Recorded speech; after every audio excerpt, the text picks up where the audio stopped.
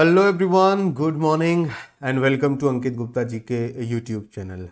चलिए शुरू करते हैं आज के डेली करंट अफेयर्स सेशन को। और जितने भी लोग सेशन के साथ जुड़ चुके हैं, सेशन को ज्वाइन कर चुके हैं, सभी को गुड मॉर्निंग और सभी को सुप्रभात। आज का मोटिवेशनल कोट आप सभी के सामने ये रहा। लिखा हुआ है कि sometimes letter becomes never, so do it now. कहने का मतलब ये है, आप भी अच्छे से समझ गए होंगे कि कई बार क्या होता है कि हम किसी चीज़ को टाल देते हैं कि चलो इसे बाद में कर लेंगे, चलो इसे कुछ समय बाद कर लेंगे। और जो हम चीज़ बाद के लिए टाल देते हैं कि भाई ये चीज़ हम बाद में कर लेंगे, कुछ समय बाद हो जाएगी, ये फिर कभी नहीं होती, यानी कि नेवर। यानी कि फिर वो चीज़ होती ही नहीं है। हम एक परफेक्ट टाइम का इंतज़ार करते रह जाते हैं, सही समय का इंतज़ार करते रह जाते हैं, लेकिन वो सही समय कभी भी नहीं आता। तो कहने का मतलब ये है कि परफेक्ट टाइम का इंतज़ार मत करो। आप ये मत सोचो कि कभी कंडीशन सही होंगी, चीज़ें सही होंगी, चीज़ें बेहतर होंगी तब मैं ये करूँगा। अगर कोई भी चीज़ करना बेहद ज़रूरी है तो फिर उसे शुरू करने का कोई परफेक्ट टाइम नहीं होता, आप उसे कभी भी शुरू कर सकते हैं। ठीक है, तो याद रखें कि अगर आप चीज़ों को टालते जाएंगे तो फिर वो कभी भी पूरी नहीं होगी।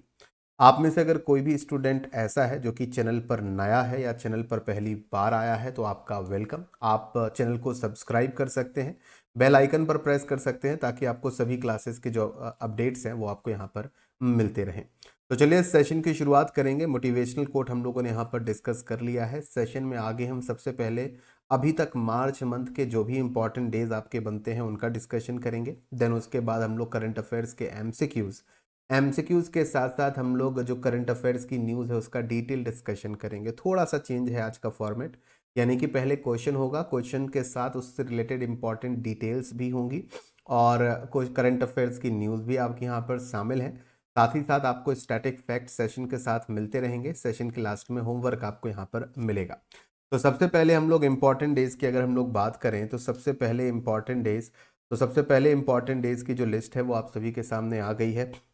1 मार्च, हम इससे पहले आप सभी को याद होगा कि हम लोग फेबररी मंथ के सभी इंपॉर्टेंट डेज का डिस्कशन कर चुके हैं। अगर आप में से कोई भी स्टूडेंट ऐसा है जिसने वो वाला सेशन ना देखा हो, तो जो मैंने लास्ट सेशन लिया था फेबररी मंथ के कुछ लास्ट सेशंस में, यानी कि या तो 27 तारीख को आई थिंक मैंने जो सेशन लिया था उसमें सारे के सारे इंपॉर्टेंट डेज का डिस्कशन मैंने किया हुआ है। 27-28 तारीख को जो सेशन हुआ था और शायद 1 तारीख को जो सेशन हुआ था, एक बार आप लोग देख लीजिएगा तो सारे इंपॉर्टेंट डेज उसमें डिस्कस हो गए हैं। आज के सेशन में 4 मार्च तक के इंपॉर्टेंट डेज का डिस्कशन हम लोग कंप्लीट करेंगे।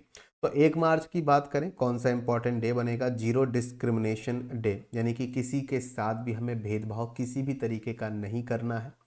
ना ही लिंग के आधार पर, ना ही जाति के आधार पर, ना ही मजहब के आधार पर, ना ही रहने वाले स्थान के आधार पर, ना ही स्किन कलर के आधार पर। जीरो डिस्क्रिमिनेशन डे एग्जाम के पॉइंट ऑफ व्यू से थीम इंपॉर्टेंट रहती है, तो 2025 के लिए जो थीम रहेगी वो रहेगी वी स्टैंड टुगेदर। 1 मार्च को और कौन सा इंपॉर्टेंट डे है? वर्ल्ड सी ग्रास डे है। आपने कई बार नेशनल ज्योग्राफिक चैनल पर या डिस्कवरी चैनल पर आपने देखा होगा, समुद्र के नीचे का जब दृश्य आपको दिखाया जाता है तो समुद्र के नीचे भी आपने वनस्पतियां, प्लांट्स या सी ग्रास उगी हुई देखी होगी। जो समुद्र की सतह होती है मैं उसकी बात कर रहा हूँ। ठीक है, और बहुत सारे ऐसे एनिमल, मतलब जलीय जीव भी होते हैं जो ये सी ग्रास पर निर्भर होते हैं, इसे खाते भी हैं। समुद्र में यानी कि सी में किस एनिमल को समुद्री गाय कहा जाता है, सी काऊ कहा जाता है? उस एनिमल का नाम क्या है? और इस एनिमल को, जलीय जीव को समुद्री गाय इसीलिए कहा जाता है क्योंकि ये समुद्र की सतह पर उगने वाली घास को ही खाता है केवल। तो इस एनिमल का, इस जलीय जीव का नाम क्या है जिसे समुद्री गाय कहा जाता है, सी काऊ कहा जाता है? क्योंकि ये समुद्र की सतह पर उगने वाली या समुद्र की तलहटी पर उगने वाली जो वनस्पति होती है केवल वो खाता है, नॉनवेज नहीं खाता, इन जानवरों को नहीं खाता। तो सी ग्रास से संबंधित ये भी है, लिखकर बताएगा। सी ग्रास काफ़ी इंपॉर्टेंट है क्योंकि बहुत सारे जलीय जीव इस सी ग्रास पर निर्भर होते हैं। तो अवेयरनेस फैलाने के लिए कि जो इम्पोर्टेंस है, महत्व है सी ग्रास का, कि जो समुद्री इकोसिस्टम है उसे बचाए रखने के लिए, उसको डेवलप करने के लिए सी ग्रास बेहद ज़रूरी है, तो इसकी इम्पोर्टेंस के लिए ये इम्पोर्टेंट डे रहता है। वर्ल्ड सिविल डिफेंस डे की बात करें, इस साल की थीम रहेगी civil defence, guarantee of security for the population. ठीक है, अगला इंपॉर्टेंट डे है वर्ल्ड कॉम्प्लीमेंट डे। कॉम्प्लीमेंट, ठीक है। कॉम्प्लीमेंट जैसे कि आप लोगों ने सुना होगा कि किसी की तारीफ करना, यार तुम मेरे बहुत अच्छे दोस्त हो। या फिर कॉम्प्लीमेंट, लोगों की शिकायत रहती है कि हमें कभी कोई कॉम्प्लीमेंट नहीं मिलता, हमारे मम्मी पापा कभी हमें कॉम्प्लीमेंट नहीं देते, मैं इतनी मेहनत करता हूँ, मैं इतना परिश्रम करता हूँ, है ना। और पापा कहते हैं कि नकारा है ना, बेकार है, कोई किसी काम का नहीं है, दिन भर घूमता फिरता रहता है, ये पता नहीं क्या करेगा अपने जीवन में।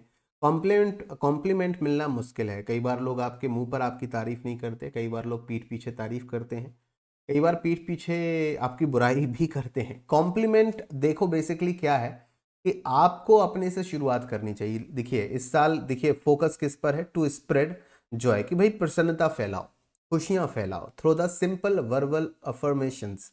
यानी कि साधारण तरीके से भी अगर आप किसी को थैंक यू बोल देंगे, या आज का दिन बड़ा अच्छा है, आपने बहुत अच्छा काम किया, आप कुछ भी उन्हें ग्रीट कर देंगे, उन्हें अप्रिशिएट कर देंगे, तो उनका दिन बन जाता है।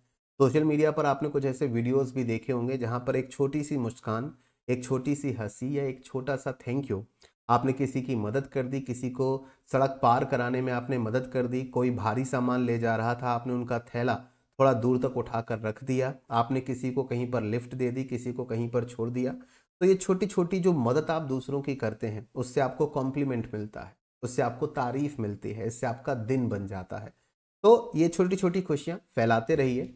अपनी मम्मी को आप थैंक यू बोल सकते हो। अब 1 मार्च को नहीं बोला तो क्या हुआ, कभी भी बोलो। मम्मी जो आपको खाना देती हैं, मम्मी जो आपको प्यार करती हैं, मम्मी जो आपकी केयर करती हैं, आपकी हर छोटी बड़ी ज़रूरतों का ध्यान रखती हैं, है ना, आपको आपके जीवन जीने को आसान करती हैं, तो उनके लिए भी एक थैंक यू आप उनको बोल सकते हो कि मम्मी आपने जो कुछ भी किया उसके लिए आपका बहुत बहुत शुक्रिया।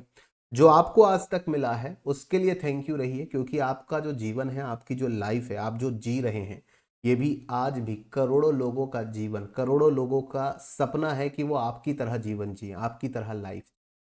उन कंट्रीज़ में सोचिए जहाँ पर बहुत ज़्यादा टेररिज्म है, बहुत ज़्यादा आतंकवाद है, हालात बिल्कुल बेकार हैं, हालात बिल्कुल ख़राब हैं, है ना। लोग डंकी मार मार के अमेरिका कनाडा जाते हैं ताकि अपना जीवन बेहतर बना सकें। आपको जो मिला है उसकी कद्र कीजिए, उसके लिए कॉम्प्लीमेंट कीजिए, है कि नहीं।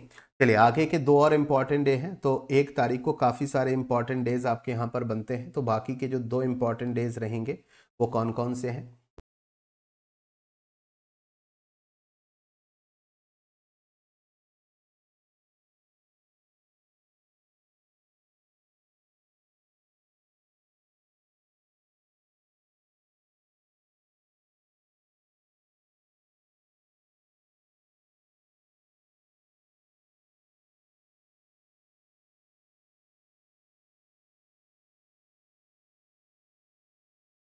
आप सभी तक मेरी आवाज़ पहुँच रही है?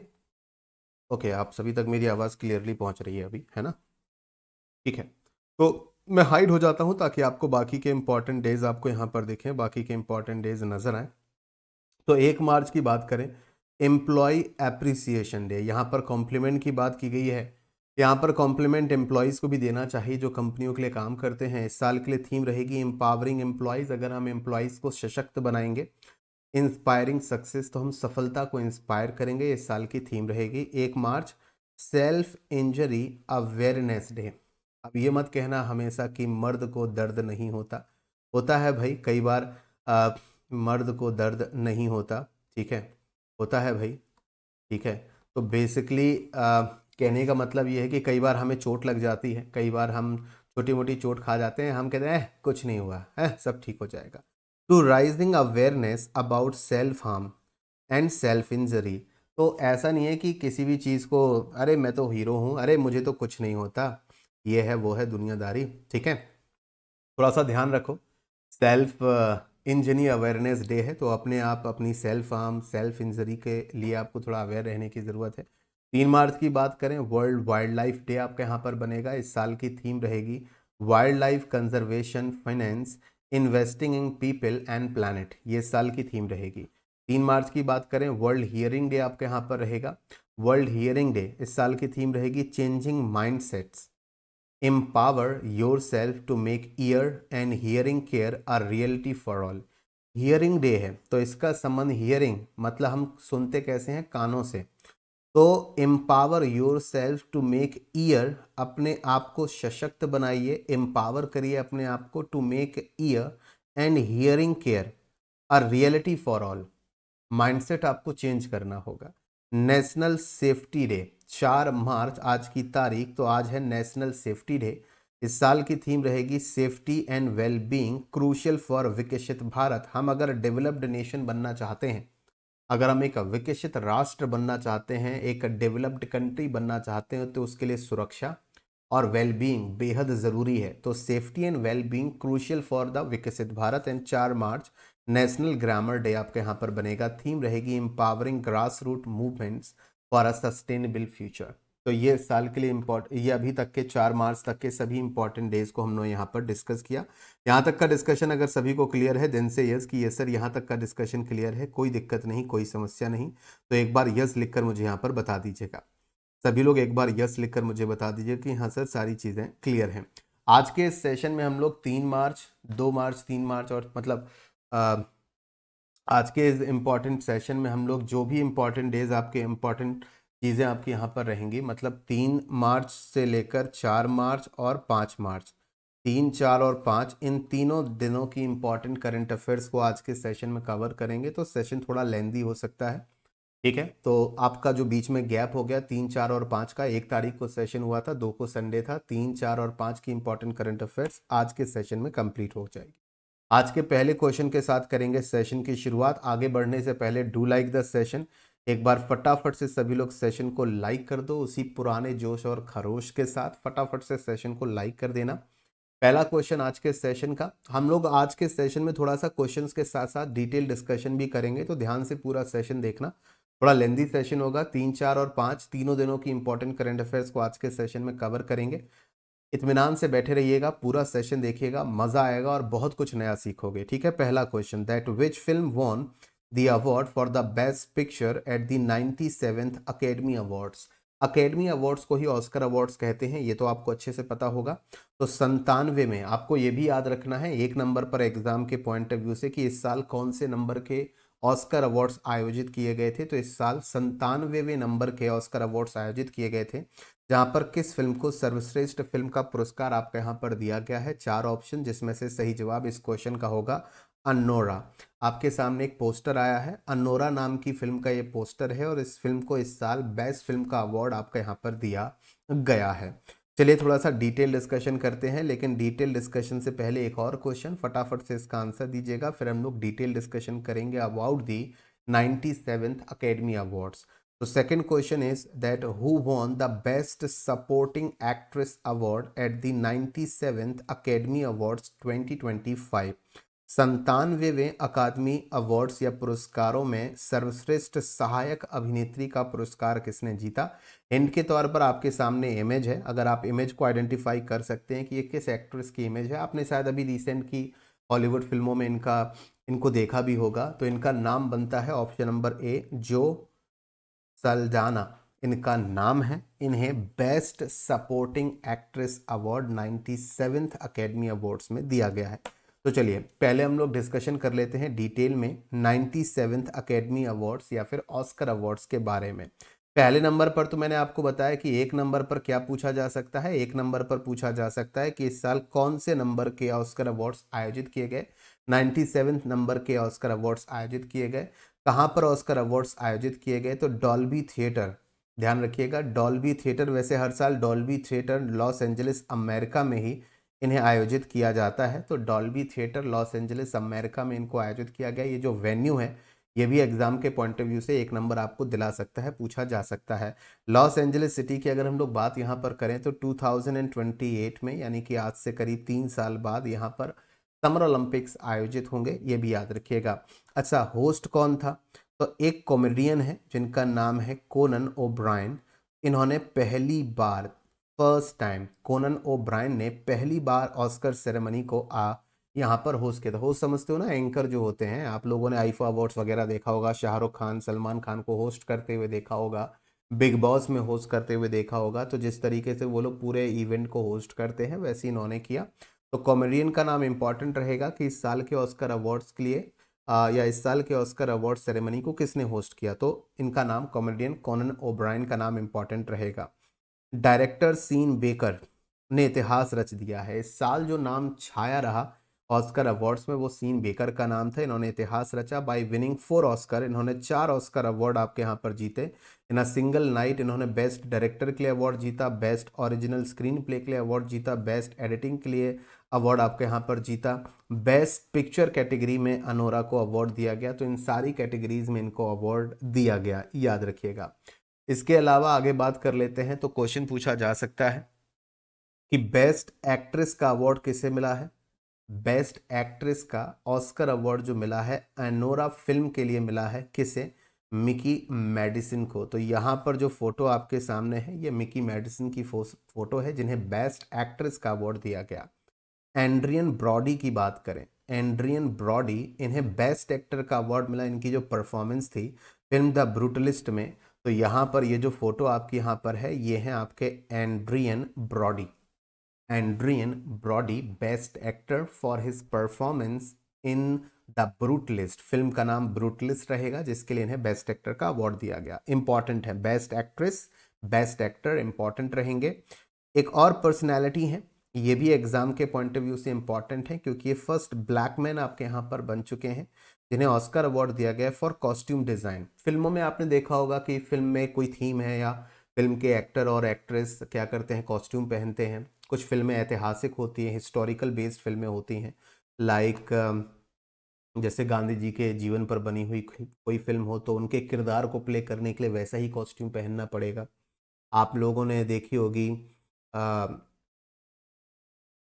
बहुत सारी फिल्मों में आपने देखा होगा कॉस्ट्यूम अलग अलग तरीके के पहनते हैं। तो कॉस्ट्यूम डिजाइन के लिए ऑस्कर अवार्ड पहली बार किसी ब्लैक मैन को आपके यहाँ पर मिला है। ब्लैक मैन मतलब जो त्वचा का रंग होता है बेसिकली, उसकी वजह से इनको बोला। इन्होंने विग नाम की फिल्म में जो काम किया है उसके लिए बेस्ट कॉस्ट्यूम डिजाइन में फर्स्ट ब्लैक मैन बने हैं पॉल तेजवेल। तो याद रखिएगा ये तीनों फैक्ट्स एग्जाम के पॉइंट ऑफ व्यू से इंपॉर्टेंट है। 97 अकेडमी अवार्ड्स की बात करें तो डॉल्बी थिएटर लॉस एंजलिस में इन्हें आयोजित किया गया, तो हम लोग डिस्कस कर चुके हैं ना। और सबकी नज़रें थी, एक फिल्म है, म्यूजिकल फिल्म है एमिलिया पेरेज करके, ये फिल्म का नाम है एमिलिया पेरेज, ये फिल्म का नाम है। और ये फिल्म किसकी है? जैक्स ऑडियार्ड की फिल्म आपके यहाँ पर बनती है। सबकी नज़रें इसी फिल्म पर थी क्योंकि इस फिल्म ने टोटल अलग अलग कैटेगरीज में टोटल 13 नॉमिनेशंस हासिल किए थे। अलग अलग कैटेगरीज में टोटल 13 नॉमिनेशन हासिल किए थे, लेकिन सबसे ज़्यादा अवार्ड जो यहाँ पर जीते सीन बेकर की एनोरा फिल्म ने जीते, जो हम लोगों ने यहाँ पर डिस्कस किया था।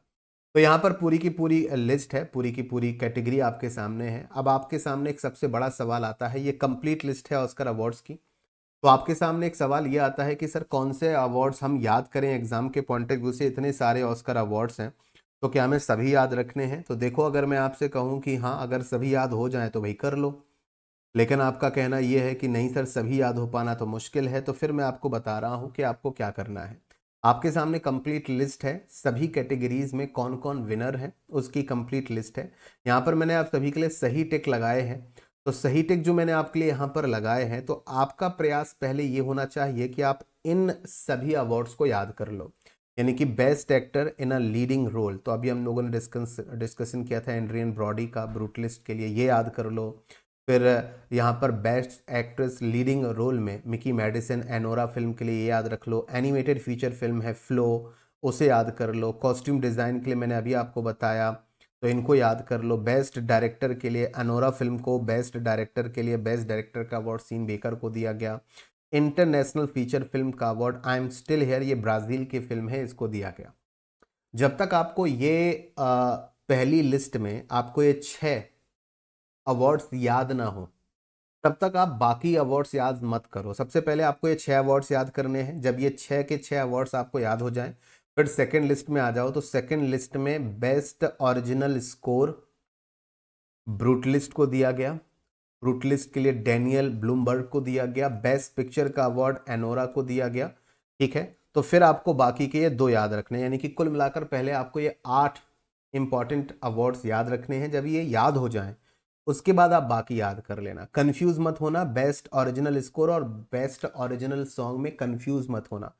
सॉन्ग एक पर्टिकुलर सॉन्ग होता है, फिल्म का एक सॉन्ग, एक पर्टिकुलर सॉन्ग हो गया तो वो तो हो गया सॉन्ग। स्कोर दिया जाता है कि पूरी फिल्म में जो म्यूजिक दिया जाता है इंक्लूडिंग सॉन्ग्स वगैरह, उसके लिए बेस्ट ओरिजिनल स्कोर होता है।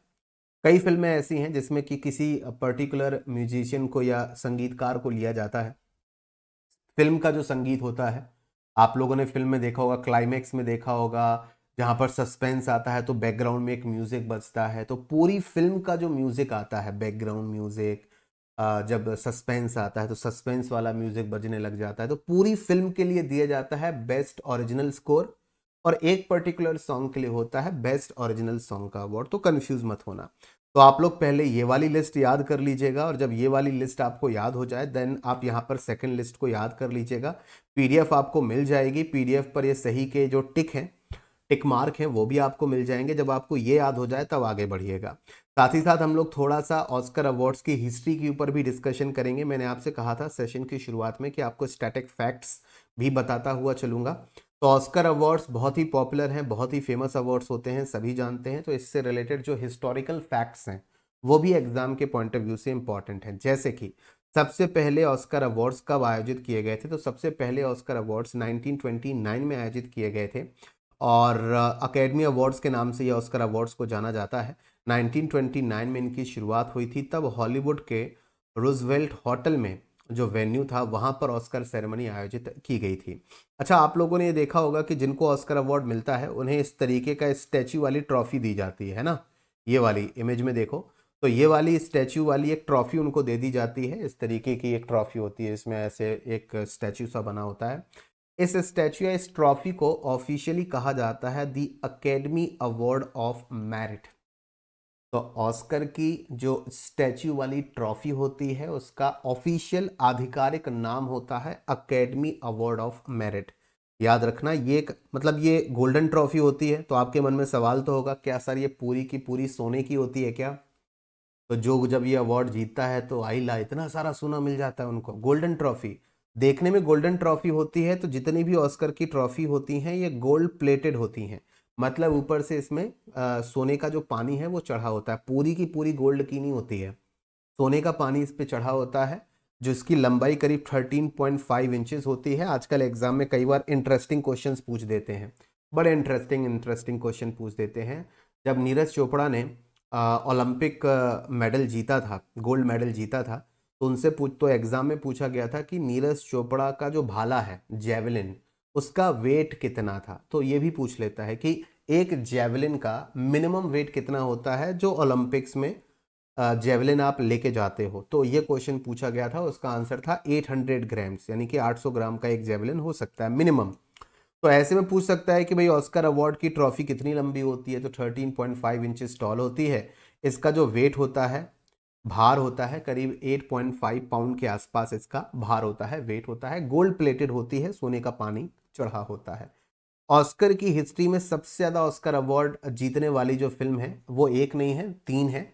एक ये फिल्म है बेन हुर करके एक फिल्म थी 1959 में, एक फिल्म थी टाइटैनिक 1997 में टाइटैनिक फिल्म, और एक और फिल्म थी the Lord of the rings the return of the king. ये तीनों की तीनों फिल्मों ने 11-11 ऑस्कर अवार्ड्स जीते हैं। तो कोई एक फिल्म नहीं है जिसने सबसे ज्यादा ऑस्कर अवार्ड्स जीते हैं। आज तक ऑस्कर के इतिहास में किसी भी फिल्म ने सबसे ज्यादा अवार्ड जीते हैं तो ऐसी तीन फिल्में हैं।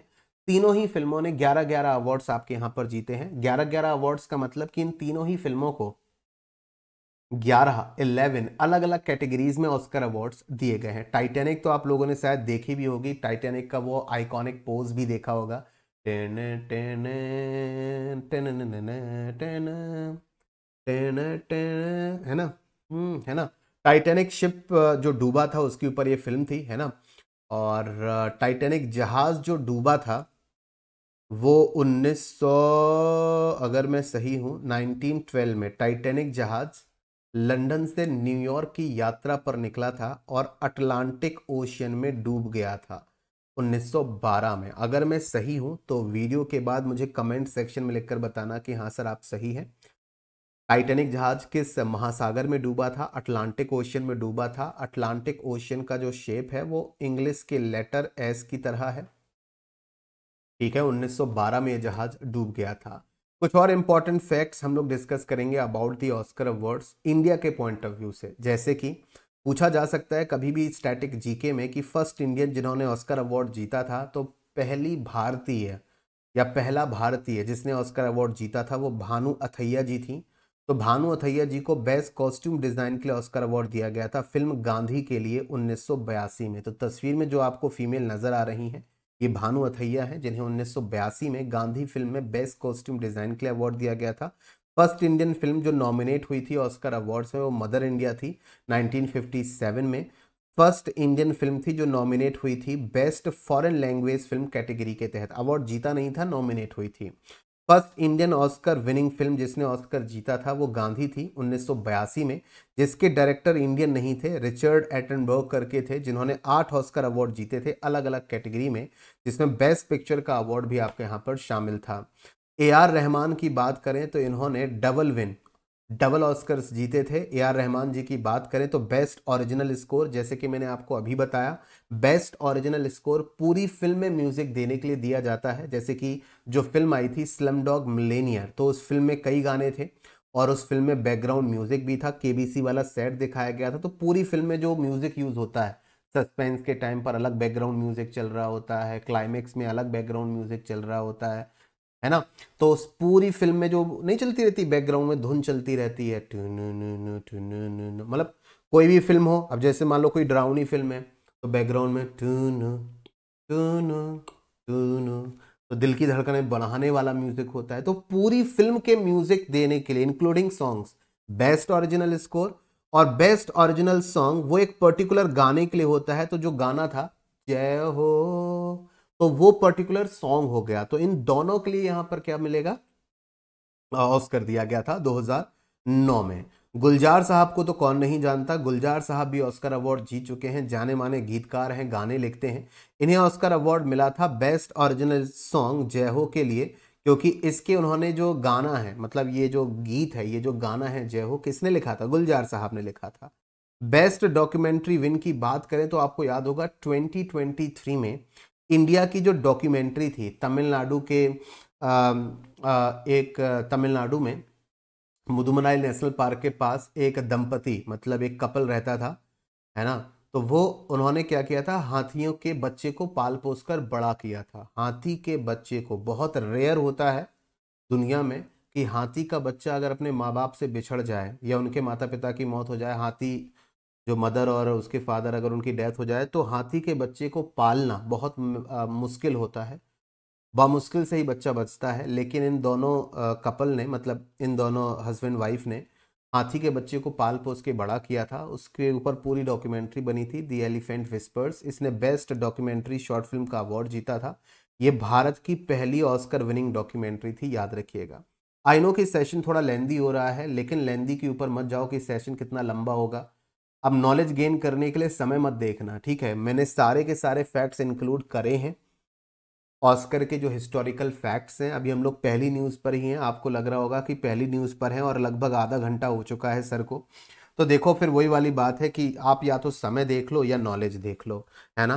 तो मैंने करंट ऑस्कर अवार्ड्स के साथ साथ जो ऑस्कर के हिस्टोरिकल फैक्ट्स हैं उनको भी शामिल किया है, क्योंकि एग्ज़ाम में, बहुत सारे एग्ज़ाम में जो ऑस्कर से रिलेटेड जीके के फैक्ट्स हैं वो पूछे जाते हैं।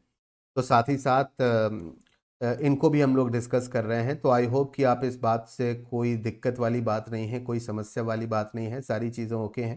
तो एक बार यस लिख कर बताना कि हाँ सर सारी चीज़ें ओके हैं, कोई दिक्कत नहीं, कोई समस्या नहीं। ठीक है भाई, क्लियर है सभी को? सभी को यहाँ तक क्लियर है, कोई दिक्कत नहीं? चलिए बहुत ही बढ़िया। चलिए आगे बढ़ते हैं और आगे डिस्कशन करते हैं, ठीक है। चलिए आगे डिस्कशन करते हैं। इसके अलावा कुछ और इम्पोर्टेंट फैक्ट्स की बात करें तो फर्स्ट इंडियन सॉन्ग की बात करें जिसने to win the best original song, तो आपको याद होगा 2023 में ही नाटू नाटू जो गाना आपका आता है, नाटू नाटू नाटू, जो हिंदी में है नाचो नाचो नाचो नाचो नाचो, RRR, वही SS राजामौली की फिल्म के लिए। तो पहला भारतीय गाना जिससे बेस्ट ओरिजिनल सॉन्ग कैटेगरी में जिसने अवार्ड जीता था। लगान की बात करें तो लगान के हिस्टोरिक नॉमिनेशन की बात करें तो लगान फिल्म काफ़ी पॉपुलर हुई थी 2001 में। ये भारत की तीसरी ऐसी फिल्म थी जो नॉमिनेट हुई थी best foreign language film category में।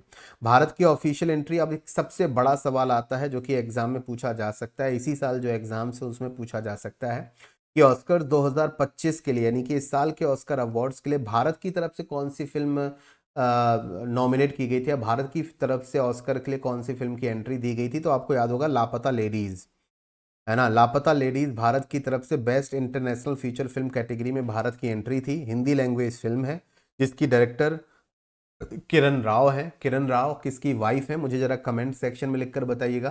तो ये 2025 में भारत की ऑफिशियल एंट्री थी जो कि रेस से बाहर हो गई, बट एग्जाम के पॉइंट ऑफ व्यू से इंपॉर्टेंट है, पूछा जा सकता है।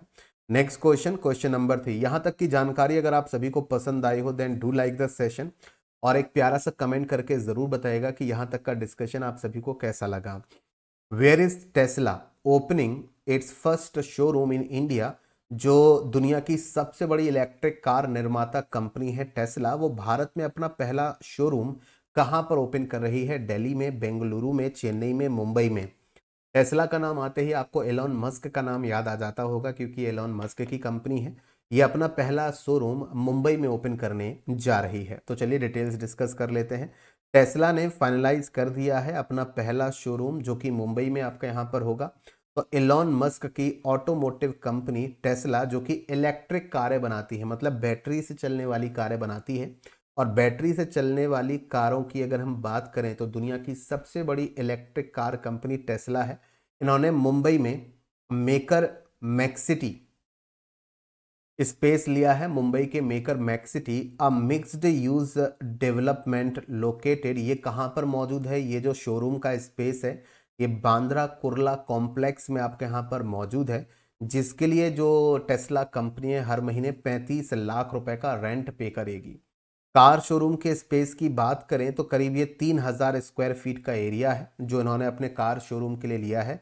बीकेसी का मतलब है बांद्रा कुर्ला कॉम्प्लेक्स। ये हमारे देश का सबसे expensive commercial real estate hub है, जहां पर लोग अपना ऑफिस या शोरूम या ये सब चीज़ें ओपन करते हैं। तो भारत का सबसे महंगा कमर्शियल जो स्पेस है जहां पर आप दुकान या कमर्शियल कुछ भी करना चाहते हैं तो वो ये बीकेसी है, बांद्रा कुर्ला कॉम्प्लेक्स। 35 लाख रुपए का मंथली रेंट पे करेंगे 3000 स्क्वायर फीट के शोरूम की जगह के लिए टेस्ला कंपनी। ठीक है, टेस्ला के बारे में थोड़ा सा डिस्कशन कर लेते हैं। टेस्ला कंपनी की शुरुआत या इसका फाउंडेशन 2003 में हुआ था। टेस्ला कंपनी के बारे में हमेशा ये मत सोचना कि टेस्ला एलॉन मस्क की ही कंपनी है। शुरुआत एलॉन मस्क से केवल अकेले एलॉन मस्क ने नहीं की थी। इस कंपनी के फाउंडर्स की बात करें तो मार्टिन इबरहार्ड और मार्क टारपेनिंग करके ये जो दो पर्सन हैं, इन्होंने टेस्ला कंपनी शुरू की थी। मार्टिन और मार्क ने टेस्ला कंपनी शुरू की थी with Elon Musk joining later. कुछ समय के बाद एलॉन मस्क ने एज इन्वेस्टर और सीईओ इस कंपनी को ज्वाइन किया था। इस कंपनी की पहली कार बड़ी फेमस हुई थी, 2008 में लॉन्च हुई थी, जिसका नाम था रोडस्टर। ये टेस्ला की पहली कार थी जो बैटरी से चलती थी और हाईवे के लिए पहली लीगल इलेक्ट्रिक कार थी, मतलब जिसको आप हाईवे पे यूज कर सकते हैं एज एन इलेक्ट्रिक कार। तो वो थी टेस्ला की रोडस्टर। टेस्ला कंपनी का मिशन क्या है? Tesla's mission is to accelerate the world's transition to sustainable energy through the electric vehicles and clean energy solutions. तो आज दुनिया में जो कारें या जो व्हीकल्स हैं वो सब कैसे रन होते हैं? वो पेट्रोल या डीजल से आपके रन होते हैं। तो इस कंपनी का मिशन है कि ये अपनी कारों को, ठीक है, अपने व्हीकल्स को, बैटरी इलेक्ट्रिक व्हीकल्स को बड़े पैमाने पर लेकर आए, ताकि लोग ट्रांजिट, मतलब एक तरीके से ट्रांजिशन पूरा हो कि लोग जो फॉसिल फ्यूल जैसे कि पेट्रोल डीजल से चलने वाली कारों की जगह लोग बैटरी की कारों को यूज़ करें, जिससे क्लीन एनर्जी को भी बढ़ावा मिलेगा, पोल्यूशन कम होगा, है ना। तो ये इनका मिशन रहेगा। Next question, question number 4, that which team won the 19th edition of the Ranji trophy. Ranji trophy का 90वां संस्करण किस टीम ने हाल ही में आपके यहाँ पर जीत लिया है? तो रिसेंटली रणजी ट्रॉफी जो आयोजित की गई थी अभी, वो किसने जीती है? ये ओवरऑल रणजी ट्रॉफी का 90वां एडिशन है। मुंबई, कर्नाटका, विदर्भ या फिर सौराष्ट्र। तो इस साल अभी की अगर हम लोग बात करें 90वां या 90वीं जो रणजी ट्रॉफी है वो विदर्भ की टीम ने आपके यहाँ पर जीत ली है। तो विदर्भ की टीम ने तीसरी बार रणजी ट्रॉफी जो टाइटल है वो अपने नाम किया। 90वीं रणजी ट्रॉफी। इंपॉर्टेंट रहेगा एग्जाम के पॉइंट ऑफ व्यू से कि हाल ही में कौन से नंबर की रणजी ट्रॉफी टूर्नामेंट को आयोजित किया गया। तो ये 90वां रणजी ट्रॉफी टूर्नामेंट था जिसको विदर्भ की टीम ने आपके यहाँ पर जीत लिया है। ये इनका ओवरऑल तीसरा रणजी ट्रॉफी टाइटल है। फाइनल में इन्होंने केरला को हराया, तो केरला आपके यहाँ पर रनर अप रहेगी with a draw at the VCA stadium, जो कि आपका जम था नागपुर में है, नागपुर महाराष्ट्र। इंपॉर्टेंट रहेगा एग्जाम के पॉइंट ऑफ व्यू से। कमेंट करके जरा मुझे बताओ कि महाराष्ट्र के वर्तमान CM और महाराष्ट्र के वर्तमान गवर्नर कौन है, जरा मुझे फटाफट से कमेंट सेक्शन में। तो ये भी इंपॉर्टेंट है कि वेन्यू पूछा जाएगा कि कहाँ पर रणजी ट्रॉफी का फाइनल खेला गया था। VCA स्टेडियम जो कि नागपुर में है, वहां पर रणजी ट्रॉफी का फाइनल खेला गया था। किस टीम को हराया, तो फाइनल किन किन टीमों के बीच हुआ, विदर्भ और केरला की टीम के बीच में हुआ। रणजी ट्रॉफी की बात कर लेते हैं थोड़ा सा डिटेल में, और इसके कुछ स्टैटिक फैक्ट्स भी डिस्कस करेंगे, जीके फैक्ट्स भी डिस्कस करेंगे। तो रणजी ट्रॉफी इंडिया की premier red ball cricket competition है। इसमें लाल रंग की लेदर गेम का इस्तेमाल होता है। रणजी ट्रॉफी टूर्नामेंट की बात करें 1934-35 में आपके यहाँ पर शुरू हुआ था। तब इसका नाम क्रिकेट चैंपियनशिप ऑफ इंडिया हुआ करता था। First introduced in 1934-35 season under the name cricket championship of India before it was renamed for the following year. तो शुरुआत किस नाम से हुई थी, क्रिकेट चैंपियनशिप ऑफ इंडिया, इस टूर्नामेंट के नाम से रणजी ट्रॉफी शुरू हुई थी। और सबसे शुरुआती चैंपियन बॉम्बे था, जो आज मुंबई की टीम है, क्योंकि आज भी डोमिनेट करते हैं। टोटल 42 टाइम्स यहाँ पर रणजी ट्रॉफी टाइटल जीता है मुंबई की टीम ने। ठीक है, पहला एडिशन 1934-35 का। अब इस टूर्नामेंट का नाम जो रणजी ट्रॉफी है, तो उसमें जो रणजी नाम है वो महाराजा रंजीत सिंह जी से लिया गया है। महाराजा रंजीत सिंह ये फर्स्ट इंडियन थे to play international cricket for England. ये पहले भारतीय थे जिन्होंने इंग्लैंड के लिए इंटरनेशनल क्रिकेट खेला था, first Indian to play international cricket for England. हम सभी जानते हैं कि इंडिया में क्रिकेट को इंट्रोड्यूस करना या दुनिया में क्रिकेट को इंट्रोड्यूस किसने किया, इंग्लैंड ने किया। तो उनके लिए खेलने वाले पहले भारतीय महाराजा रंजीत सिंह जी थे। उनके सम्मान में ये टूर्नामेंट हर साल आयोजित होता है, और BCCI जो भारत में क्रिकेट को कंट्रोल करती है, तो BCCI इसे हर साल ऑर्गेनाइज कराता है। वर्तमान में अगर मैं बात करूं, करंट डिफेंडिंग चैंपियन जो थी 2024 में जो आपका 89th रणजी ट्रॉफी आपकी हुई थी, उसकी विजेता मुंबई टीम थी। लेकिन मुंबई टीम इस साल अपना खिताब नहीं बचा पाई। 42 टाइम्स इन्होंने रणजी ट्रॉफी जीती है मुंबई ने। लेकिन अब 90वीं बार की अगर हम 90वां रणजी ट्रॉफी टूर्नामेंट की बात करें तो विदर्भ की टीम ने जीता है। अब हम लोग कुछ जीके फैक्ट्स डिस्कस करेंगे रणजी ट्रॉफी से रिलेटेड, जैसे कि आज तक के रणजी टूर्नामेंट के इतिहास में सबसे बड़ा टीम स्कोर किस टीम ने बनाया है। तो रणजी ट्रॉफी के इतिहास में सबसे बड़ा टीम स्कोर तमिलनाडु की टीम ने बनाया था गोवा के अगेंस्ट में 1988 में। 1912 रन बनाए थे इन्होंने, 6 विकेट, थोड़े और बना लेते 1000 हो जाते, 1000 रन टीम का स्कोर। सबसे छोटा स्कोर रणजी ट्रॉफी के इतिहास में 21 रनों पर टीम सिमट गई थी हैदराबाद की राजस्थान के खिलाफ 2010 में। सबसे ज्यादा रन अगर किसी प्लेयर ने बनाए हैं रणजी ट्रॉफी के सभी टूर्नामेंट्स में, तो एक खिलाड़ी, मतलब जितनी भी बार उसने रणजी ट्रॉफी खेली, तो वसीम जाफर ने अपने करियर में जितनी बार भी रणजी ट्रॉफी खेली तब मिलाकर 12,000 से ज्यादा रन बनाए। तो सबसे ज्यादा रणजी ट्रॉफी में रन बनाने वाले प्लेयर वसीम जाफर रहे। सबसे ज्यादा विकेट लेने वाले जो खिलाड़ी रहे राजिंदर गोयल रहे, जिन्होंने रणजी टूर्नामेंट्स में 637 विकेट्स लिए। सबसे बड़ा हाईएस्ट इंडिविजुअल स्कोर बनाया था भाव साहेब निम्बालकर ने, जिन्होंने अकेले 443 रन बनाए थे 1948 में। रणजी ट्रॉफी से रिलेटेड कुछ स्टैटिक फैक्ट्स थे जिनको हमने कंप्लीट किया। Next question number 6, what was the total UPI transaction volume in February 2025। फरवरी 2025 जो महीना अभी रिसेंटली कंप्लीट हुआ, वहां पर यूपीआई के ट्रांजैक्शंस की टोटल वॉल्यूम कितना था। टोटल यूपीआई ट्रांजैक्शन वॉल्यूम कितना था आपके सामने, ये बिलियंस में ट्रांजैक्शन है, और इसका सही जवाब आपका बनेगा कि फरवरी के महीने में 16.11 बिलियन ट्रांजैक्शन यूपीआई से आपके यहाँ पर कंडक्ट हुए। तो चलो डिटेल में डिस्कस कर लेते हैं। यूपीआई की बात करते हैं, यूनिफाइड पेमेंट इंटरफेस। हमारे देश में यूपीआई की शुरुआत 2016 में हुई थी। और 2016 में ही सरकार ने जो अपनी सरकारी यूपीआई एप्लीकेशन है भीम, उसको भी लॉन्च किया था। भीम का फुल फॉर्म क्या बनता है, जरा मुझे फटाफट से कमेंट सेक्शन में लिखकर बताएगा कि भीम एप्लीकेशन का फुल फॉर्म क्या है, सभी लोग क्विकली। यूपीआई ट्रांजैक्शंस की बात करें तो यूपीआई ट्रांजैक्शन में 5% महीने दर महीने डिप देखने को मिला है। अगर हम पिछले महीनों से कंपेयर करेंगे तो 5% की गिरावट देखने को मिली है total number of UPI transactions में, क्योंकि फरवरी के महीने में यूपीआई ट्रांजैक्शंस आपके 16.11 बिलियन रहे, जबकि इससे पहले जनवरी 2025 में यूपीआई ट्रांजैक्शंस आपके 16.99 बिलियन थे। तो थोड़ा सा यानी कि करीब 5% का डिप यानी कि 5% की गिरावट यूपीआई ट्रांजैक्शंस में देखने को मिली है। इसी तरह अगर मैं वैल्यू की बात करूं, ये तो हो गए ट्रांजैक्शंस। ट्रांजैक्शन का मतलब ये हुआ कि अगर मैंने आपको यूपीआई से 100 रुपये ट्रांसफर किए तो ट्रांजैक्शन एक होगा, और जो वैल्यू होगी ट्रांजैक्शन की वो 100 रुपये होगी, यानी कि जो अमाउंट मैंने आपको सेंड किया है वो वैल्यू है, ट्रांजैक्शन एक है। तो वैल्यू की बात करें तो टोटल जितना पैसा यूपीआई ट्रांजैक्शंस के माध्यम से जितना पैसा ट्रांसफर किया गया उसमें भी डिक्लाइन देखने को मिला है फरवरी के महीने में।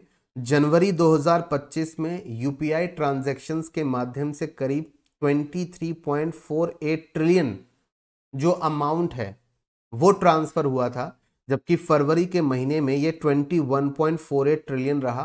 तो अमाउंट के हिसाब से भी 6.5% का डिक्लाइन देखने को मिला है यूपीआई ट्रांजैक्शंस की वैल्यू में। ठीक है, ये कंप्लीट डेटा हमें कहां से मिला है? ये data national payments corporation of India NPCI से मिला है, क्योंकि एनपीसीआई ही इंडिया में यूपीआई नेटवर्क को कंट्रोल करता है।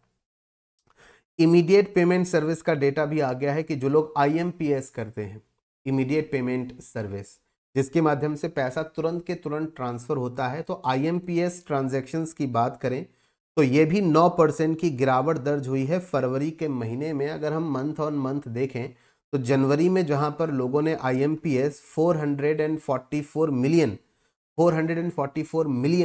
आईएमपीएस ट्रांजैक्शन हुए थे, वहीं फरवरी के महीने में ये ट्रांजैक्शन 405 मिलियन ही रह गए। ठीक है, फास्टैग की बात करें, आपको अच्छे से पता है फास्टैग ट्रांजैक्शंस क्या होते हैं। जब भी आप हाईवे वगैरह यूज़ करते हैं, फास्टैग आपकी कार पे लगा होता है, डायरेक्ट आपके बैंक अकाउंट से लिंक होता है, तो जो भी आपका टोल होता है, ठीक है, हाईवे एक्सप्रेस वे पर, वो डायरेक्टली आपके बैंक अकाउंट से डिडक्ट हो जाता है फास्टैग की मदद से। तो इससे आपको काफ़ी कम समय देना पड़ता है टोल प्लाजा पर। तो फास्टैग ट्रांजैक्शन लेकिन इंक्रीज हुए हैं। मुझे तो लग रहा है बहुत सारे लोग प्रयागराज गए हैं ना कुंभ मेले में, तो कुंभ जाने इतने करोड़ों लोग कुंभ गए हैं, तो फरवरी के महीने जब करोड़ों लोग कुंभ गए होंगे तो गाड़ियां लेकर गए होंगे, तो भाई जगह जगह टोल वगैरह पे किया होगा। देखो 1% इंक्रीज हो गया। ठीक है, क्लियर है मेरी बात? जहां पर जनवरी के महीने में टोल 380 मिलियन ट्रांजैक्शन फास्टैग से हुए थे, दिसंबर में 382 मिलियन ही हुए थे, वहीं फरवरी के महीने में 384 मिलियन हो गए, है कि नहीं? अच्छा, जनवरी से लेकर फरवरी तक इन दोनों ही महीनों में ज़्यादा रहा, और इन दोनों ही महीने में कुंभ मेला चला, है कि नहीं? कितने लोगों ने कुंभ जाते हुए टोल भरा है, जरा लिखकर बताओ कमेंट सेक्शन में। आधार इनेबल पेमेंट सिस्टम, यानी कि अपने आधार नंबर से जो आप पेमेंट सिस्टम वगैरह पेमेंट ट्रांजेक्शन करते हो, वहाँ वो करीब फ्लैट ही रहे, 94 मिलियन, पहले जितना था लगभग उतना ही। इसके अलावा वैल्यू टर्म्स में बात करें तो वैल्यू टर्म्स में 2% इंक्रीज हो गया। आधार इनेबल पेमेंट सिस्टम की बात कर रहा हूँ, जहां पर जनवरी के महीने में आधार इनेबल पेमेंट सिस्टम से करीब 24,026 करोड़ का अमाउंट ट्रांसफर हुआ, वहीं फरवरी के महीने में 24,410 करोड़ का अमाउंट ट्रांसफर हुआ, 2% का इजाफा हो गया। ठीक है, क्वेश्चन नंबर 7 ध्यान से रीड करके answer. City Union Bank limited has recently partnered with Chennai Super Kings, जो आपकी आईपीएल की टीम है, to launch a co branded credit card. So which payment networks power the CUB, CUB का full form City Union Bank, and CSK Chennai Super Kings co branded credit card. तो City Union Bank Limited ने Chennai Super Kings के साथ मिलकर एक को branded credit card launch किया है। तो सीयूबी सीएसके को ब्रांडेड क्रेडिट कार्ड से को कौन से भुगतान नेटवर्क संचालित करते हैं, यानी कि कौन कौन से पेमेंट नेटवर्क हैं जो इसमें जो इसको ऑपरेट करते हैं?